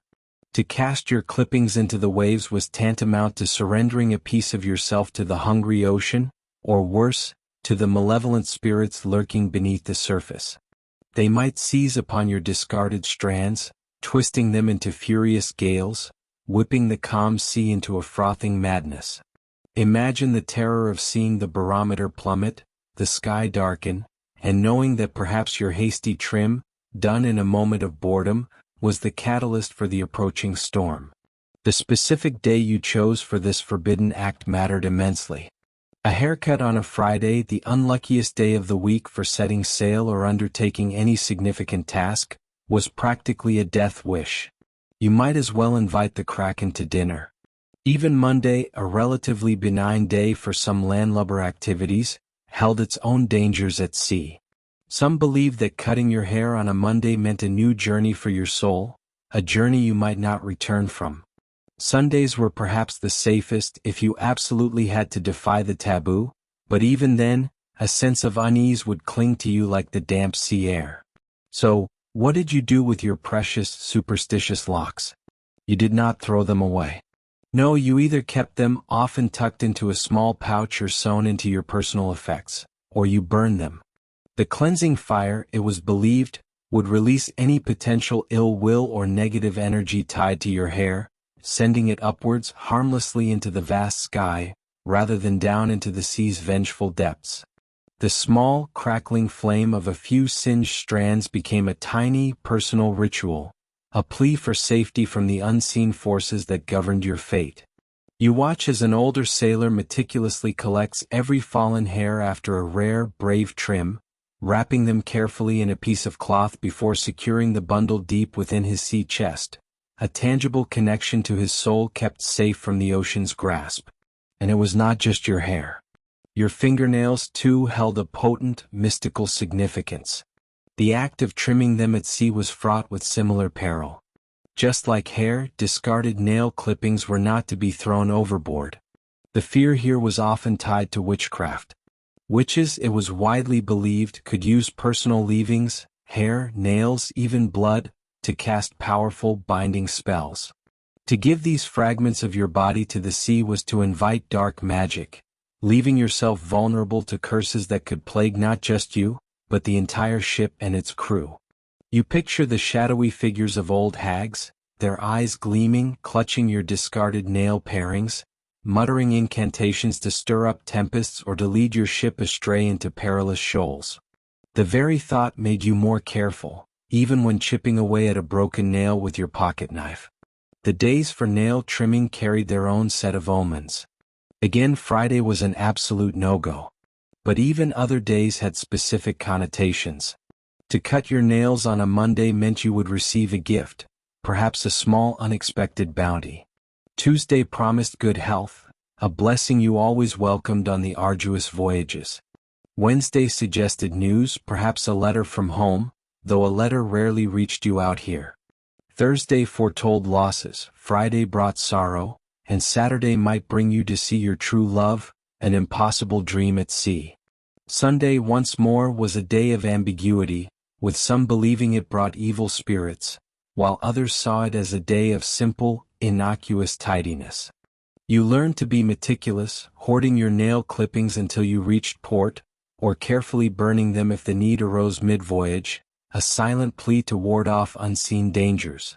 Beyond hair and nails, even the most involuntary bodily functions became subject to intricate layers of superstition. A sneeze, for example, was never just a sneeze. In many cultures, a sneeze was believed to be a moment when the soul briefly left the body, leaving it vulnerable to evil spirits who might try to slip in. Hence the common practice even today of saying, "God bless you." On a sailing ship, where danger was constant and unseen forces seemed to lurk everywhere, this protection was taken very seriously. If you sneezed and no one offered a blessing, a cold dread might settle over you, wondering what malevolent entity might have taken root within your unguarded self. You would quickly whisper a silent prayer yourself just in case. Yawning, too, carried its own set of risks. The wide-open mouth was an invitation, not just for fresh air, but for evil to enter or for your own vital spirit to escape. You were taught to always cover your mouth when yawning, a simple gesture that kept your inner self contained and safe from external threats. You often saw a grizzled boatswain, tough as old leather, instinctively clap a hand over his mouth mid-yawn, a testament to how deeply ingrained these beliefs were. It was not a sign of weakness, it was a practical defense against the unseen. Even spitting, a seemingly innocuous habit, could be laden with meaning. In some seafaring cultures, spitting on deck was seen as an insult to the sea itself, a disrespectful act that could provoke Neptune's wrath. Other traditions, however, use spitting as a form of good luck or protection.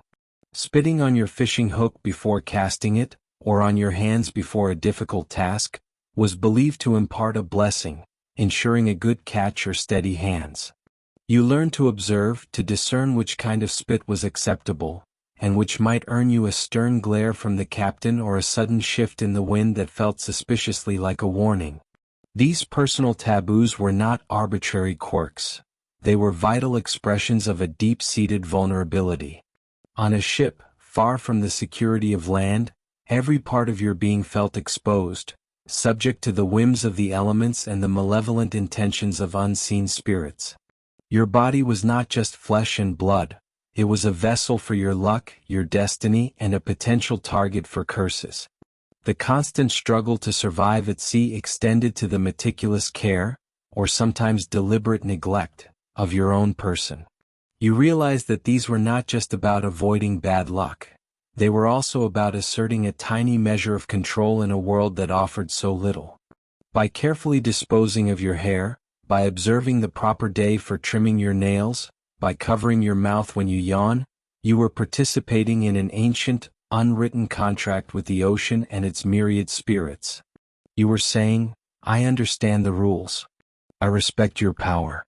Do not harm me or my ship. The ship became more than just a wooden hull. It was an extension of your body, and your body in turn was a microcosm of the ship's fate. A healthy, protected sailor meant a safer voyage. A vulnerable, careless sailor could bring ruin upon everyone.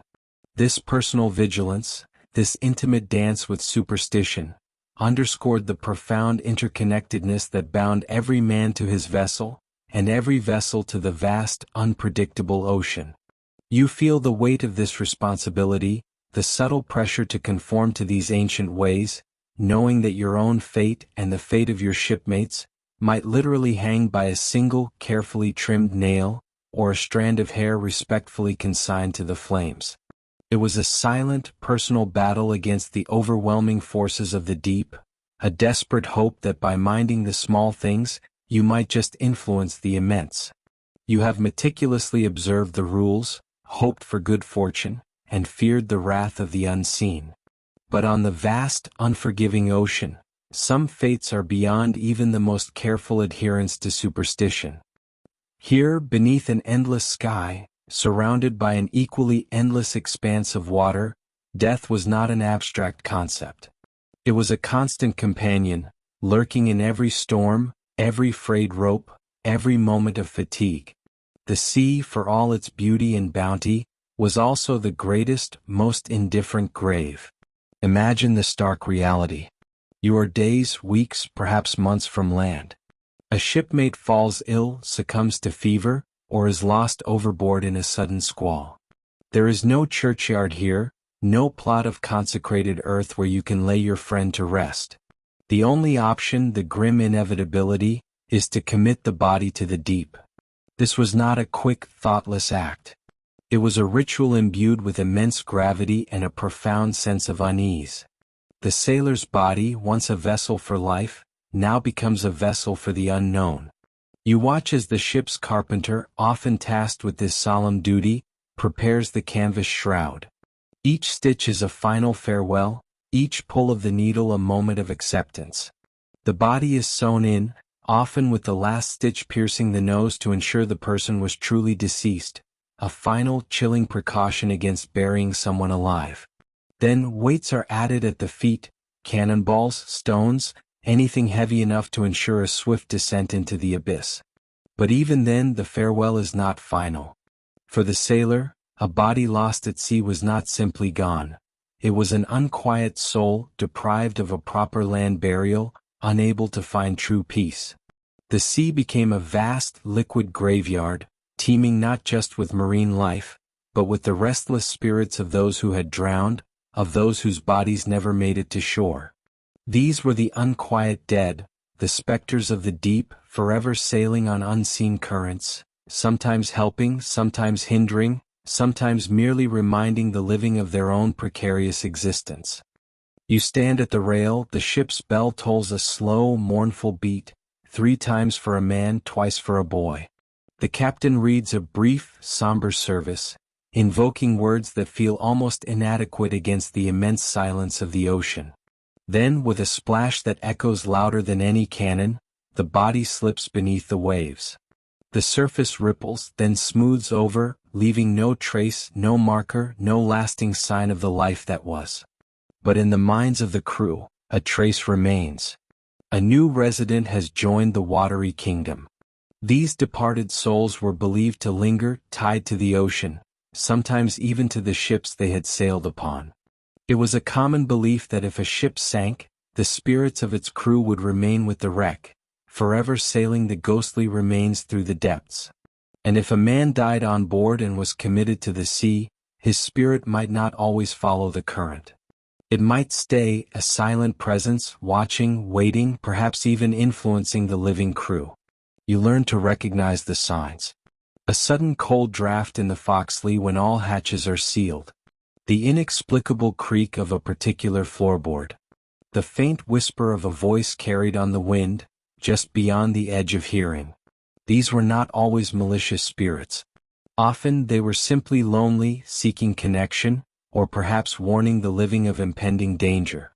A spirit might be seen at the masthead, or heard singing a familiar shanty in the dead of night, only for you to realize no living soul is near. The very concept of a proper burial was tied to the idea of allowing the soul to ascend. Without the earth's embrace, the soul was said to wander. And on a ship, surrounded by the elements that had claimed so many, the wandering souls felt very close indeed. This constant proximity to the spectral world fostered a deep and abiding respect, born out of fear, but also out of a sense of shared destiny. You knew that one day it could be you. Sailors would often perform small, quiet rituals after a burial at sea, pouring a tot of rum over the side, whispering a prayer not just for the departed, but also for their own safety from the lingering spirit. Leaving a small offering like a piece of bread or a coin, in the belief that it might appease the unquiet dead and prevent them from causing trouble or misfortune for the ship. There were specific omens of death that haunted the minds of sailors. If a rat left a ship, it was a sure sign of imminent disaster and often death. A black cat crossing your path on deck or being found on board at all could spell doom.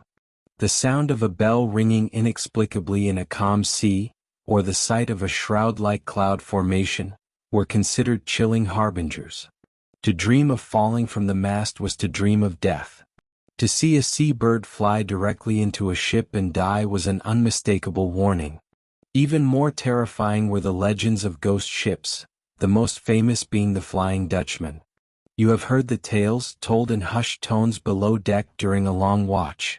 A ship cursed to sail the oceans forever, never making port, its spectral crew forever battling storms. To sight the Flying Dutchman was considered an omen of great misfortune, even death, for the crew who witnessed it.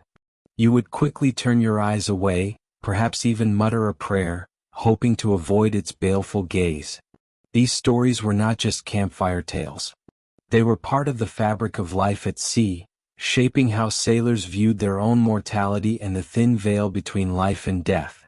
The dead were not truly gone. They were merely transformed, existing in a different state, one that could still interact with the living world. They became part of the vast, unseen crew of the ocean itself. Some superstitions suggested that the spirits of the drowned could even offer help.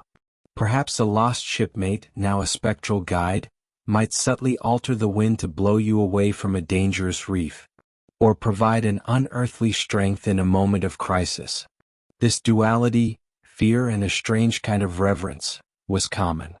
The ocean took, but it also held. And what it held could sometimes lend a hand. You walked the deck on a clear night, the stars like diamonds scattered across black velvet. The silence is profound, broken only by the creak of timber and the gentle slap of waves against the hull. You feel the presence of the deep, not just the physical water, but the weight of all the lives it has claimed, all the stories it has swallowed. You are acutely aware that beneath you, in the cold, dark waters, lie countless souls, each one a testament to the unforgiving nature of the sea. This constant awareness of death, of the unquiet grave beneath your feet, instilled a deep fatalism in many sailors. They understood that their lives were constantly at the mercy of forces far greater than themselves. Yet it also fostered a profound camaraderie. When you faced death so intimately day after day, the bonds with your living shipmates became unbreakable. You relied on each other not just for practical support, but for shared humanity in a world that often felt inhuman. The spirits that sailed on were not always malevolent. They were reminders of the fragility of life, the power of the ocean, and the enduring connection between those who live and those who have passed into the deep. They were the silent witnesses to every voyage, every storm, every moment of triumph and despair. They were the true, eternal mariners of the sea, sailing on currents known only to them, sometimes glimpsed, often felt, always respected. You might find yourself humming a quiet shanty, a tune that feels ancient and worn, a melody that seems to carry the echoes of generations of sailors. And as the notes drift across the dark water, you wonder who else, seen or unseen, is listening. Who else is sailing alongside you, carried on the same winds, moving with the same currents, through the vast, unending maritime night. The sea holds its secrets, but it also shares its stories, whispered on the wind, carried in the waves, and felt in the very timbers of your ship. The spirits are always there, part of the ocean's immutable soul. And you, a temporary visitor, sail among them. You sail on, the profound darkness of the ocean stretching out around you, a canvas upon which the mind, in its isolation, begins to paint. While the spirits of the departed might linger as unseen presences, the sea also held promises and threats that took on tangible, if fantastical, forms in the collective imagination of the sailor. These were not mere whispers on the wind but vivid, often terrifying, entities that inhabited the deep or sometimes the very surface of the water, challenging your sanity and your courage. Consider the siren's call, the legendary mermaid. You have heard the stories countless times, perhaps in a dimly lit tavern on shore, or whispered around a flickering lantern on a calm night at sea. Imagine you are leaning against the mast, the ship creaking a lullaby beneath you, when a glint in the water catches your eye. Was it the moonlight dancing on a wave or something else? They say mermaids were creatures of exquisite beauty from the waist up, with long flowing hair the color of seaweed or spun gold, eyes that could bewitch and voices that could lull a man to his doom. Below the waist, however, was the shimmering, powerful tail of a fish. You are told they represent temptation, the allure of the unknown, and a profound danger. A mermaid sighted was often seen as a terrible omen, a precursor to storms, shipwrecks, or the drowning of a sailor. Her beauty was a deceptive mask for a cold, unforgiving nature, eager to drag men down to her watery realm, to join the ghostly crews of lost ships. You might scoff at such tales in the light of day, but when the fog rolls in thick and heavy, muffling all sound, when the ship creaks like a ghost itself, and loneliness gnaws at your soul, suddenly the possibility does not seem so distant. You peer into the swirling mist, your hands gripping the damp railing. Was that a flash of scales? Did you hear a faint ethereal song carried on the damp air, just at the edge of hearing, a melody that tugs at something deep within you, promising solace, promising release from the endless expanse of the sea? Or was it merely the mournful cry of a seabird, distorted by the fog in your own weary mind? Many a sailor swore they saw them, sitting on rocks at the edge of dangerous shoals, combing their hair with seashells, their forms shimmering in the mist, beckoning. The truth, perhaps, was a blend of natural phenomena and psychological strain. Long voyages, monotonous diets, vitamin deficiencies, and the sheer, overwhelming isolation could play tricks on the sharpest mind. A distant manatee or a seal, seen through a haze of fatigue and longing, could easily transform into the graceful, alluring figure of a mermaid. The ocean itself, vast and featureless for days on end, became a canvas for the subconscious, projecting desires, fears, and ancient folklore onto the waves. You might yearn for the touch of a woman, for the comfort of shore, and your mind, in its desperate attempt to cope, would conjure an image, a vision, that spoke directly to those deep-seated needs. But mermaids, however beautiful and treacherous, were just one facet of the sea's monstrous inhabitants. Below the surface, in the crushing depths that sunlight never reached, lived creatures of unimaginable scale and terror. These were the true monsters, the leviathans of legend that could swallow ships whole, or entwine them in tentacles thick as a mast. You listen to the older salts tell stories around the galley fire. Their voices drop to a whisper as they describe the kraken, a creature of immense size, an octopus or squid so gargantuan that its body was often mistaken for an island. Imagine you are sailing calmly, the sun warm on your face, when suddenly the water around your ship begins to churn violently. A colossal eye the size of your head breaks the surface, followed by an arm, a tentacle, studded with suckers that could tear a man limb from limb. The ship, once a sturdy vessel, becomes a child's toy in its grip, pulled down into the freezing abyss. These tales were not just fanciful stories for entertainment, they were desperate attempts to explain the inexplicable loss of ships, the sudden disappearance of entire crews. A ship might simply vanish, leaving no trace. What force could achieve such a feat? A storm, yes, but what if something else, something alive and malevolent, lay waiting in the deep? You consider the sea serpent, a creature depicted in ancient maps and whispered about in every port. Some said it was a long, serpentine beast with scales that gleamed like emeralds, its head rearing out of the water like a dragon, its body undulating for hundreds of feet behind it. Other accounts spoke of more whale-like creatures, but with a terrifying ferocity, a predatory gleam in their eyes. Sailors often claimed to see them in the distance, their forms dark against the horizon, their movements too fluid, too unnatural for any known whale or porpoise. The fear was real. The ocean was a vast, alien world, and the deeper you sailed, the more likely you were to encounter something that defied known biology, something ancient and powerful. Again, the mind's eye played a crucial role. A school of dolphins leaping in unison, a line of porpoises swimming in formation, or even a log floating mysteriously could, in the right light and with a good dose of fear, transform into the coils of a monstrous serpent. Giant squid, once thought to be purely mythical, have since been proven to exist, their immense size lending credence to the Kraken legends. Whales, especially the sperm whale with its formidable head, could easily be seen as dragons or leviathans by frightened sailors. The unknown was always more terrifying than the known. You are out on the open sea, days turning into weeks, weeks into months. The horizon is an unchanging line. The sky is an endless dome. Your diet is monotonous, often lacking fresh food and water. Scurvy gnaws at your gums. Sleep is fragmented, filled with the constant creak and groan of the ship, the slap of waves against the hull. Your senses become heightened, yet also distorted. The vastness of the ocean, the endless repetition of waves, the isolation from all familiar landmarks and human comfort. These elements combine to create a potent psychological pressure cooker.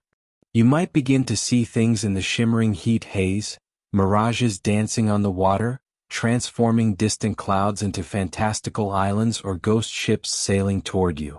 The play of light on waves, the strange phosphorescence that sometimes illuminates the water at night, these natural wonders could be twisted by a weary mind into glowing eyes or spectral forms. Think of the sheer terror of believing you are seeing such a creature. You are alone, hundreds of miles from shore, with no immediate help. Your ship is a fragile shell against the immense power of the sea. If a mermaid were to appear, singing her siren song, how would you resist, especially if your heart ached with loneliness? If a colossal tentacle were to rise from the depths, what could you possibly do but watch in paralyzed horror? These myths were not just stories.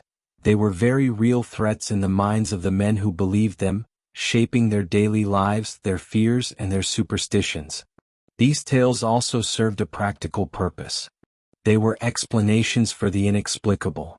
Why did a ship disappear without a trace? The Kraken must have taken it. Why did a man fall overboard in calm waters? A mermaid must have lured him.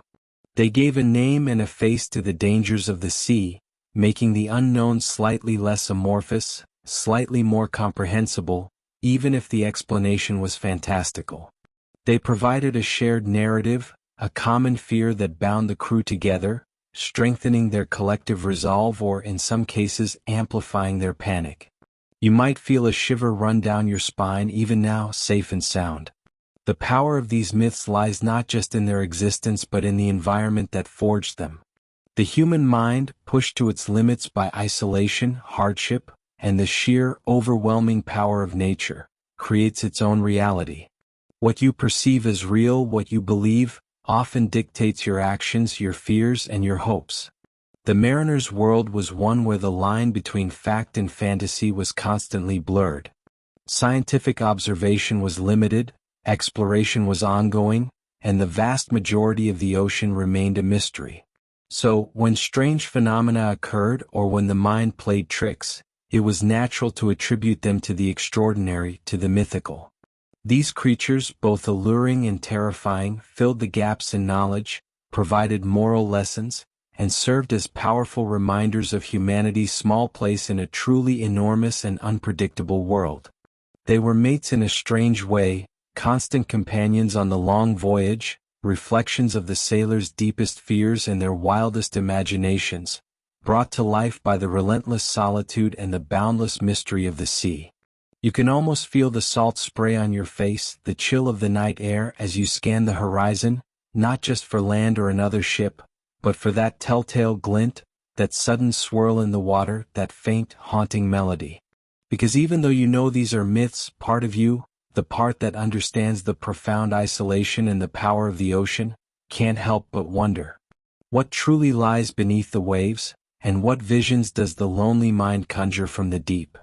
You've pondered the monsters lurking in the fathomless deep, creatures born of solitude and fear, conjured by the lonely mind. But now turn your gaze inward, away from the distant horizon and the mysteries below, towards the cramped, swaying galley, to the very sustenance that keeps you alive. Because on a long voyage, where every creak of the timber and every shift in the wind could spell disaster, even the most mundane of meals transformed into a potential omen, a vessel for luck or ill fortune. For a sailor, what you ate, how you ate it, and even what was simply brought aboard, carried a weight far beyond mere nourishment. It was a daily gamble against the whims of fate, a desperate attempt to exert some control over an existence defined by its lack of it. Imagine yourself below deck, the air thick with the smell of brine, stale sweat, and something vaguely metallic from the ship's stores. You reach for a piece of hardtack, that notorious ship's biscuit so dense and dry it could break a tooth. It is your daily bread, your iron ration, a square of flour and water baked so hard it could survive voyages for years. You might call them dog biscuits or worse. Often they were riddled with weevils. Now, a landlubber might recoil, but you, a seasoned sailor, might even consider the tiny creature's extra protein, an unwelcome but accepted guest in your meager diet. But even this humble, unappetizing staple was not immune to superstition. Throwing a piece of hardtack overboard, no matter how infested, was considered a terrible omen, a deliberate insult to the sea that might just decide to take more than your biscuit in return. Every crumb was precious, not just for survival but for appeasing the voracious ocean. You learned to chew it slowly, often dunking it in water or whatever weak grog was available, not just to soften it, but to show respect for the sustenance that stood between you and starvation. Then there was the salted meat, often pork, a staple that was more about preservation than pleasure. It was tough, incredibly salty, and often rancid. Pigs, you see, were sometimes carried live on ships, their grunts and squeals a constant reminder of land and the eventual feast. But even after they were slaughtered and salted, their meat carried a strange duality. Some sailors believed that eating pork brought bad luck, particularly if a pig had recently died aboard or if the meat seemed unusually foul. Yet, the pig's foot, dried and carried as a charm, was often considered a powerful talisman for good fortune. You would see them tied to masts or tucked into a sailor's ditty bag, a stark contrast to the suspicious meat on your plate. It was a bizarre contradiction, where the animal itself in one form could be a symbol of protection, yet in another, a bringer of doom. Now consider the simple egg.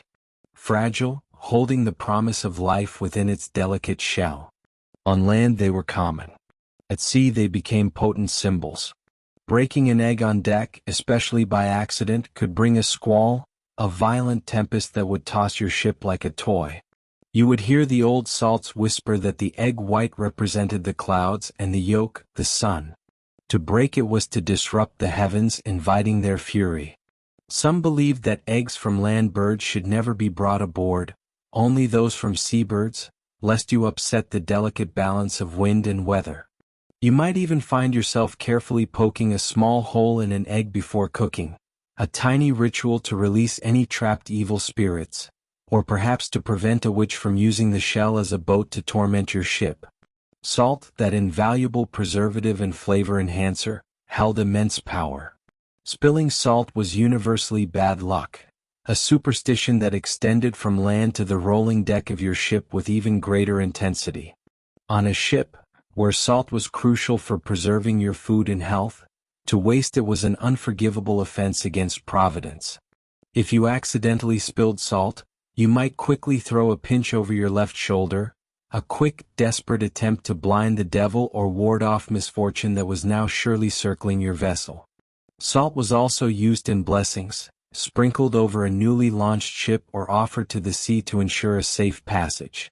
It was a tangible connection to purity and protection, and its misuse was to invite chaos. But perhaps no food item carried such a heavy weight of dread and superstition as the banana. You heard that right, the seemingly innocent banana. Now, imagine you are a sailor and you see a merchant ship pulling alongside, their cargo nets filled with lush, yellow bananas. Your heart sinks. A shiver of dread runs through the crew. What? Because bananas were considered one of the most unlucky items you could possibly bring aboard a vessel. This wasn't merely a quaint notion, it was a deeply held, visceral fear, passed down through generations of seafarers. You would rather sail into a squall than willingly allow a bunch of bananas onto your ship. The reasons were manifold, some rooted in practicality, others purely in the realm of superstition. Bananas, you see, ripen quickly and release ethylene gas, which can cause other fresh produce to spoil at an accelerated rate, turning valuable provisions rotten before their time. This alone was enough to earn them a bad reputation. But the superstition went deeper. Ships carrying bananas were believed to be prone to accidents, to run aground, or even to sink without a trace. Some claimed the presence of bananas attracted insects and vermin, a nuisance that could quickly get out of hand in the confined spaces of a ship, bringing disease and discomfort. Others spoke of a silent, insidious quality, an unseen malevolence that simply clung to the fruit, drawing misfortune like a magnet. There are tales of entire fleets refusing to set sail if a single banana was sighted in their cargo holds. You would hear hushed whispers of voyages that began with a seemingly innocent crate of bananas, only to end in tragedy, with the ship lost to the waves, its crew consumed by the very sea they sought to master. The very word, banana, became synonymous with a cursed journey, a whispered warning among the grizzled veterans of the sea. So, when you saw those yellow fruits, you knew instinctively that trouble was brewing. You would pray to whatever deity you believed in that they would not find their way onto your deck, for to carry bananas was to invite the ocean's wrath directly upon your vessel, a gamble few sailors were willing to take, no matter how hungry or how long the voyage. The very air around them seemed to thicken with a sense of foreboding, a palpable tension that would settle over the entire crew until the offending fruit was either disposed of or the threat had passed. You would hold your breath, hoping against hope that this one small item would not be the undoing of your journey, your livelihood, your very life. Even the fish you caught from the very waters you sailed were subject to superstitious belief. Catching certain types of fish could be a good omen, suggesting a bountiful journey, while others, like a shark, might signal impending death for a crew member or a disastrous end to the voyage. You might witness a ritual where the first fish caught was thrown back, an offering to the sea gods to ensure continued good fortune, or conversely, a strict rule that no fish, once caught, should ever be returned to the water, as it would offend the bounty of the ocean. And then there was bread, the staff of life. Even far from the baker's oven, in the rudimentary galley, the making and eating of bread carried its own rituals.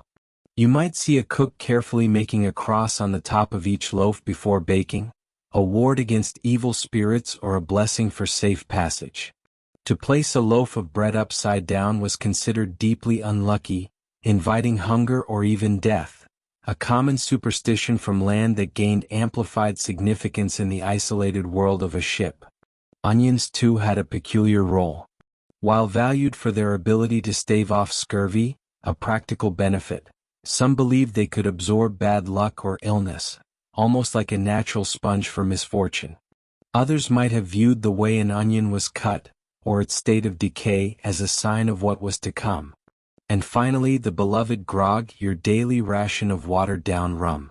While not strictly food, it was a vital part of a sailor's diet and culture. Spilling rum, especially the first pour, was often seen as an offering to the sea, a small libation to keep the ocean calm and its spirits appeased. You would hear toasts offered to specific saints, to loved ones back home, or to the very ship itself, each one imbued with a hope for protection. But there were rules too. Never drink a toast to a dead man with a full glass, for it might invite his spirit to join the living, a chilling thought on a dark, lonely night. Every morsel, every drink, every item brought aboard your ship was scrutinized, weighted, and imbued with meaning beyond its simple purpose.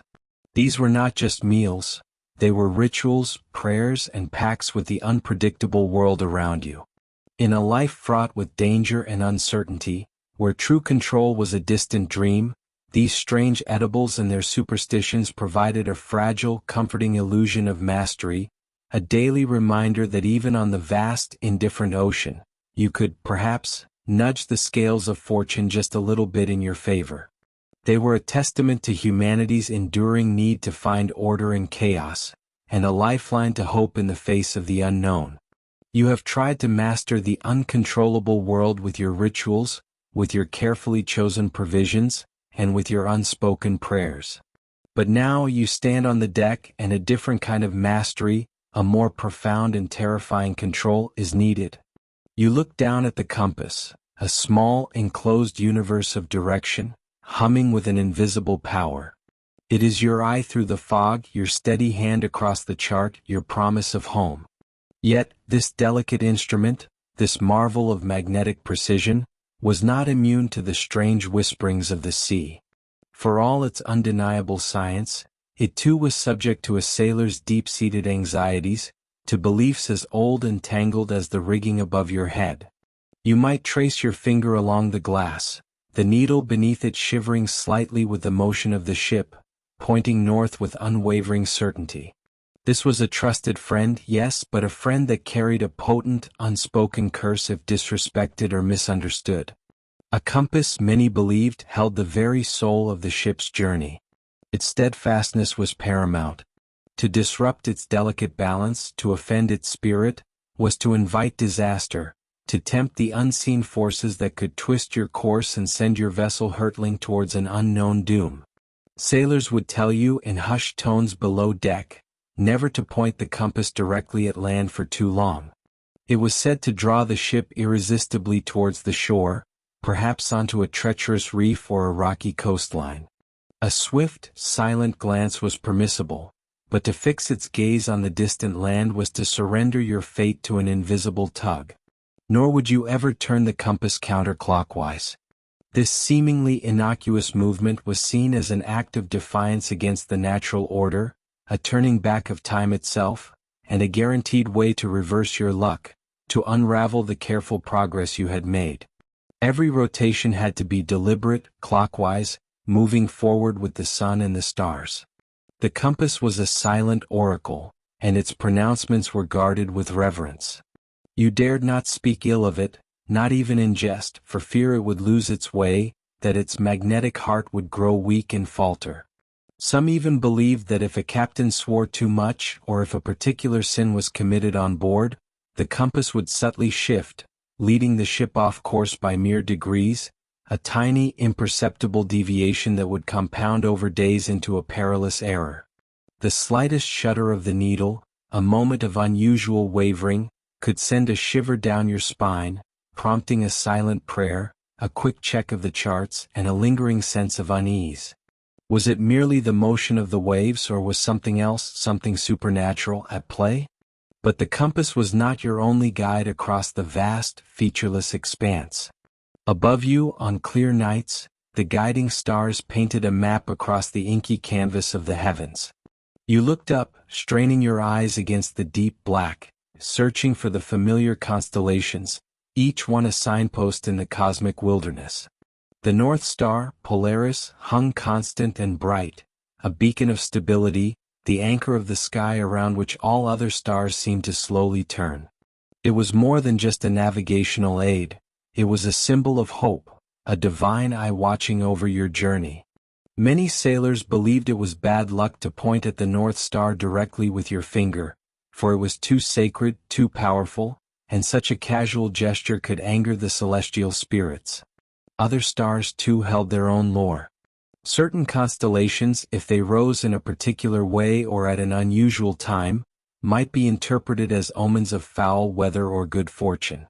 You learned to read the sky not just with scientific instruments, but with an intuition born of generations of seafaring folklore. A shooting star, for example, might be a soul departing, or perhaps a warning from the heavens, depending on its color and trajectory. A comet, with its fiery tail streaking across the night, was almost universally seen as a harbinger of ill fortune, a cosmic warning of storms, shipwrecks, or even war. You would watch it with a mixture of awe and dread, whispering a quick prayer to ward off whatever doom it portended. The moon, too, held immense sway over the superstitious sailor. A new moon appearing on a Friday was considered a terrible omen for starting a voyage. To see a full moon through the rigging was said to bring bad luck.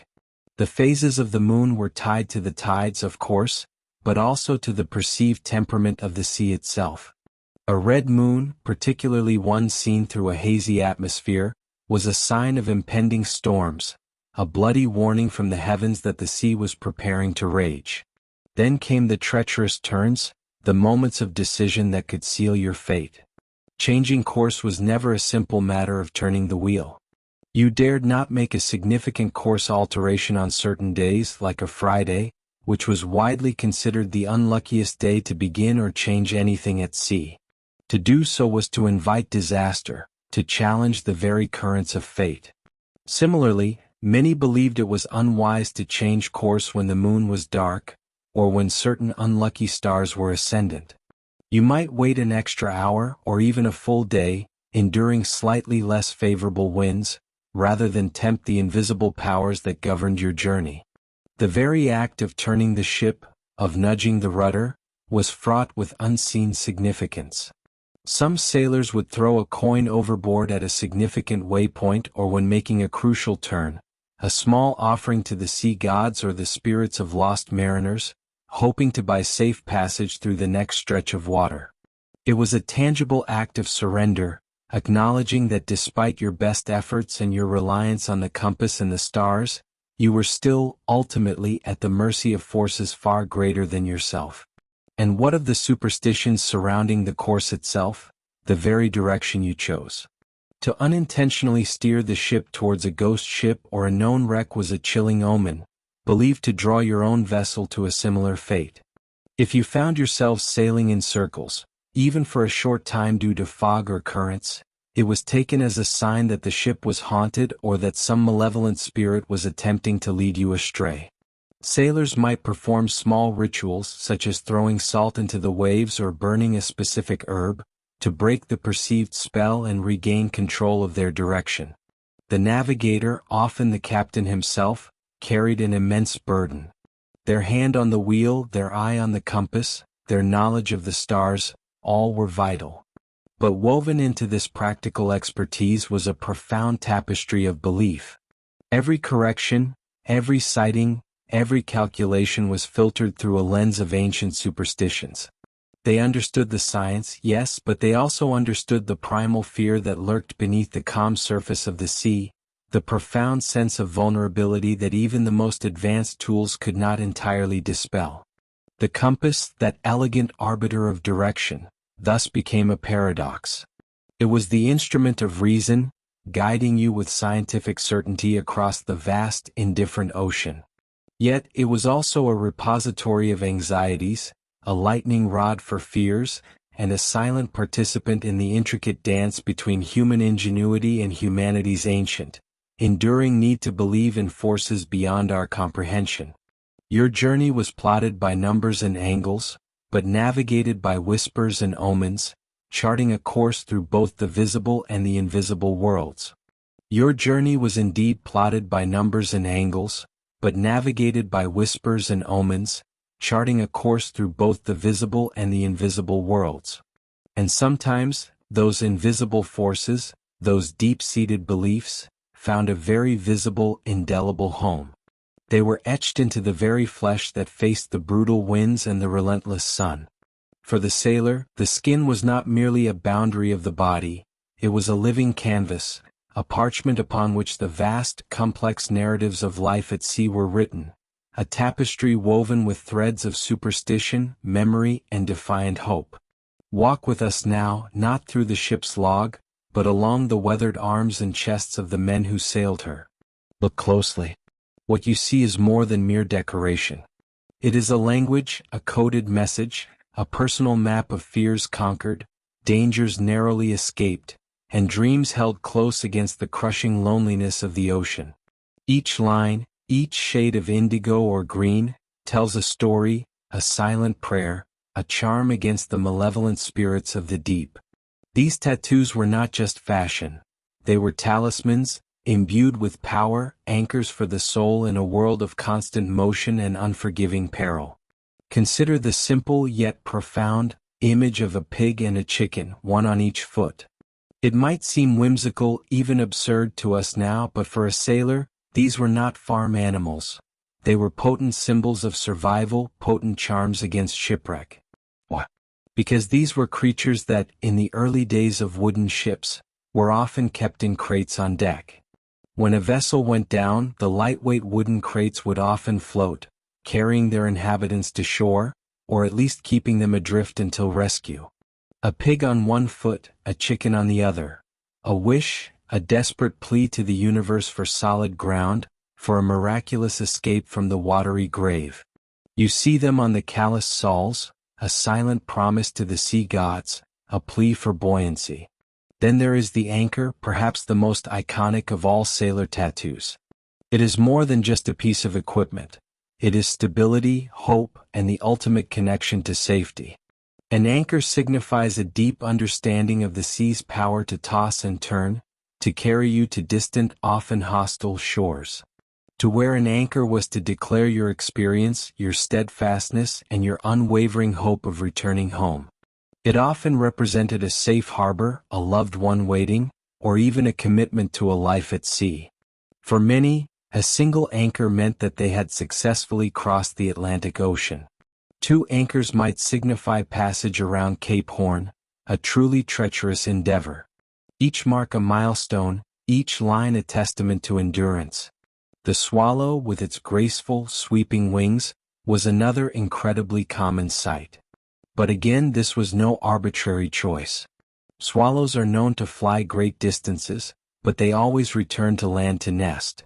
For the sailor, after thousands of miles of open ocean, the sight of a swallow was a profound omen, a thrilling signal that land was near, that the long journey was drawing to a close, and that home awaited.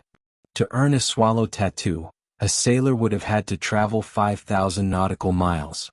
Another swallow for 10,000, and so on. Imagine the pride, the deep sense of accomplishment, etched forever into your skin, a visible tally of the vast distances you had conquered, the perils you had faced, and the homes you had always longed for. They are promises of return, swift and true. Look higher on the arm, perhaps on the chest, and you might see a compass rose. Not merely a decorative element, but a spiritual guide, a plea for true direction. The compass, as we have discussed, was a vital instrument, but it was also a symbol of unpredictability, of being lost. A compass rose tattoo, with its cardinal points sharply defined, was a personal request to the cosmos, a desire for steady guidance, for a sure path through life's storms. It was a reaffirmation of the sailor's reliance on the unseen forces that shaped their destiny, a wish for clarity amidst the boundless blue. The cross, in its myriad forms, was a pervasive symbol, often found on the back, a shield against flogging. But beyond its practical, albeit grim application, it was a potent symbol of faith and protection, particularly against sharks. In many maritime cultures, the cross was believed to ward off evil, to offer divine intervention against the predators of the deep. For a man surrounded by an alien world, constantly at the mercy of overwhelming forces. A cross tattoo was a profound declaration of faith, a desperate clinging to a higher power, a hope for salvation against the gnashing teeth beneath the waves. And what about the intricate knotwork, the ropes twisted and braided, or the mighty dragon? Knotwork, often depicted as a rope around the wrist, represented the sailors' skill and knowledge, their mastery of the essential tools of their trade. But it also symbolized the unbreakable bonds between shipmates, the shared fates, the tightly woven community that kept them afloat both literally and figuratively. Dragons, fierce and mythical, often signified a journey to the Far East, a passage into exotic and dangerous lands. They were symbols of power, strength, and protection against the unknown horrors that lurked in distant seas and foreign ports. You might also spot a golden shell. This was a badge of honor, marking a sailor who had crossed the equator, specifically one who had participated in the elaborate and often raucous crossing the line ceremony, where initiates were transformed from pollywogs to shellbacks under the watchful eye of King Neptune. It was a rite of passage, a symbolic rebirth, and the shell was the indelible mark of that transformation, a story of initiation, of becoming truly one with the sea. Each tattoo carried a weight, a significance far beyond its aesthetic appeal. The pain of the needle, the raw, burning sensation as the ink was driven into the skin, was part of the ritual. It was an offering, a sacrifice, solidifying the power of the charm. The permanence of the mark was a testament to the sailor's belief, an unwavering commitment to the superstition, a physical manifestation of a spiritual pact. These were not temporary adornments, they were lifelong commitments, maps of their souls, etched in flesh, worn with pride and quiet conviction. These designs, often simple, sometimes crude, were not the elaborate artworks we see today. They were handmade, often by shipmates using makeshift tools, a needle or splinter of wood, thread and gunpowder or ink.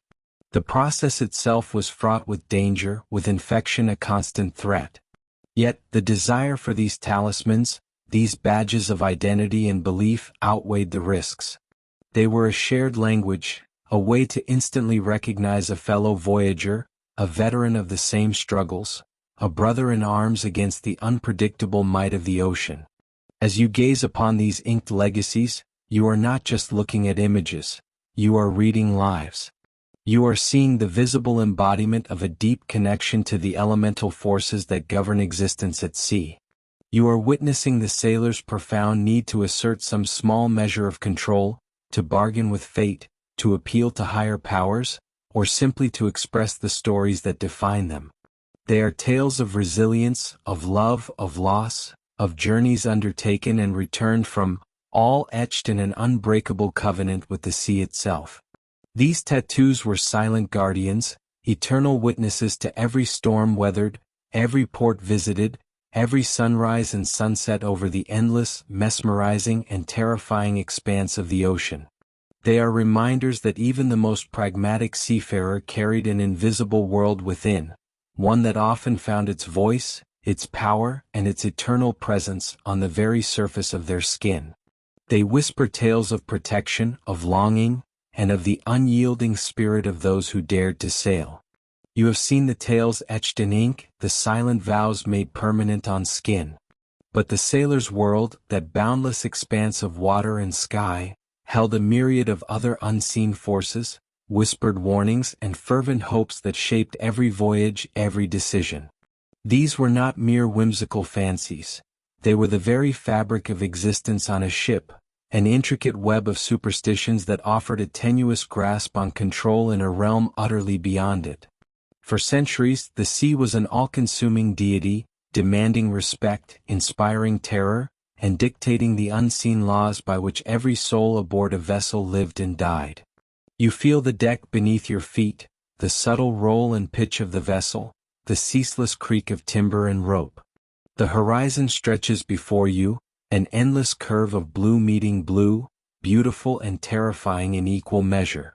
In this isolating, often brutal environment, far from the comforting certainties of land, where life and death hung by a thread of human ingenuity and sheer luck, it was only natural for sailors to seek meaning, to try and influence the uncontrollable. Science was nascent, understanding of meteorology limited, and the sheer power of nature overwhelming.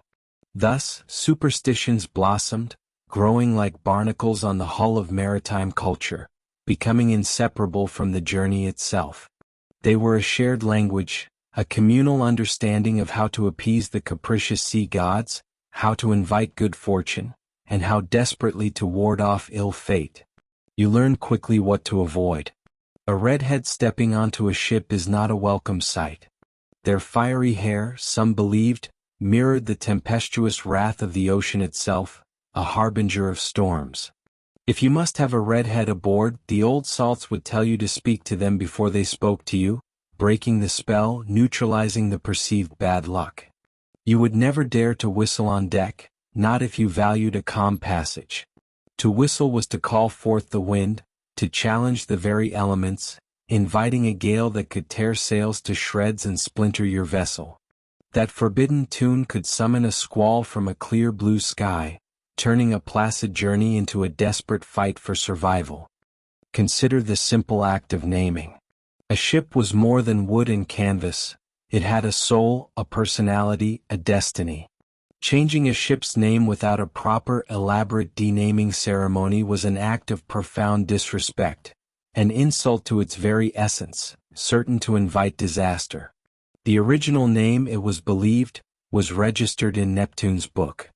To change it without formally appealing to the sea god, without convincing him of your good intentions, was to sail under false pretenses, risking the ire of the deep. You would never point at a ship from shore, as it was believed to bring bad luck to the vessel, inviting unseen forces to steer it off course or into peril.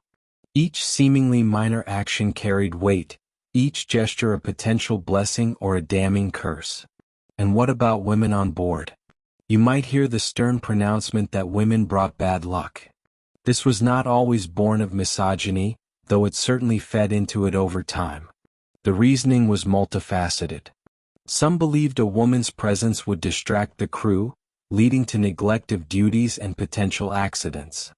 Others feared her beauty would anger the sea gods, particularly Neptune, making him jealous and sending storms to claim her. Yet paradoxically, you would often see alluring female figures adorning the bow of ships as figureheads, their bosoms bared, their eyes gazing defiantly forward. These were not real women. They were representations, believed to soothe the sea, to calm its temper, to guide the ship safely through treacherous waters. A painted woman was a blessing, a breathing one a potential curse. This duality, this push and pull of belief, permeated every aspect of a sailor's life. You might be surprised to learn that even common fruit could be seen as an omen of doom. Bananas, for example, were vehemently avoided on many vessels. The superstition is said to have originated in the 17th century, a dark period when many ships carrying bananas from the Caribbean would mysteriously disappear or suffer terrible fates. The fruit spoiled quickly, attracting insects and sometimes emitting methane gas, which could be dangerous in enclosed holds. But to the superstitious sailor, these practical problems translated into something far more sinister. Bananas brought bad luck, sure to cause sickness, shipwrecks, or a slow demise.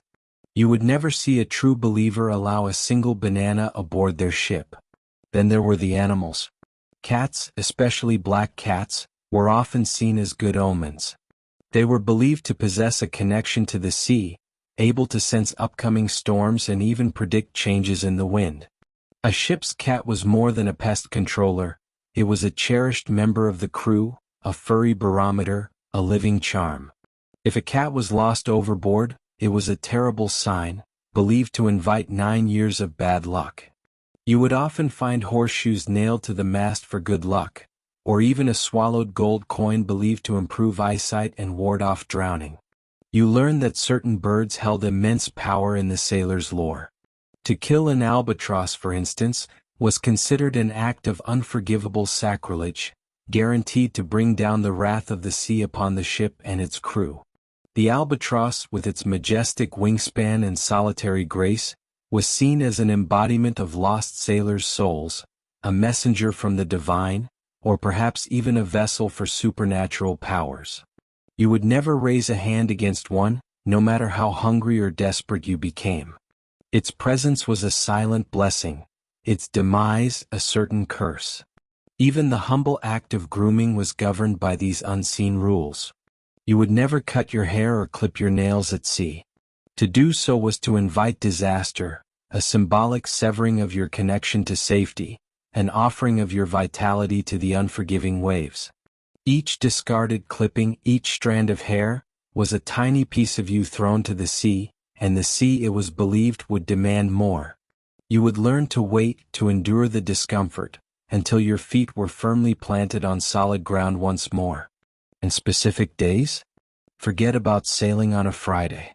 The pervasive superstition that Friday was an unlucky day to set sail was so strong that even in modern times, some fishermen refused to begin a journey on that day. The origins are murky, possibly linked to religious significance or simply a long history of bad experiences. But you would not argue with centuries of belief. To defy it was to tempt fate, to invite the unknown perils of the ocean to manifest their most destructive forms. You might also observe sailors wearing a single gold earring. This was not merely for adornment. Beyond being a sign of having successfully rounded Cape Horn, it was a practical talisman. Some believed it helped improve eyesight, a crucial skill for spotting land or hazards. Others saw it as a form of payment for a proper burial if their body washed ashore, ensuring their soul found peace. It was a small, glittering promise, a tiny anchor of hope in an unpredictable world. The echoes of these beliefs are not entirely gone. Even today you will find traces of these ancient superstitions lingering in modern maritime culture. They are reminders of a time when the world was vast and unknown, when the line between the natural and the supernatural was blurred, and when humanity's struggle against the raw power of nature was a daily reality. These stories, these strange rules were more than just folklore. They were coping mechanisms, social glue, and a shared language in the face of immense danger. They gave agency where there was none, offering a framework for understanding the capricious moods of the ocean. You can almost feel the weight of these traditions in the salt spray that mists your face, in the mournful cry of a distant gull, in the ceaseless rhythm of the waves. They speak of an era when every shadow held a potential spirit, every shift in wind a message, and every creak of the ship a story. These lingering lore, this enduring echoes of maritime mysticism, paint a vivid picture of the sailor's mind. Resilient, pragmatic, but always, utterly at the mercy of the great, wide, mysterious sea. They are a testament to the human need for narrative, for meaning, and for a powerful belief that even in the face of the unexplainable, there is always a way to navigate the unseen currents that guide your destiny.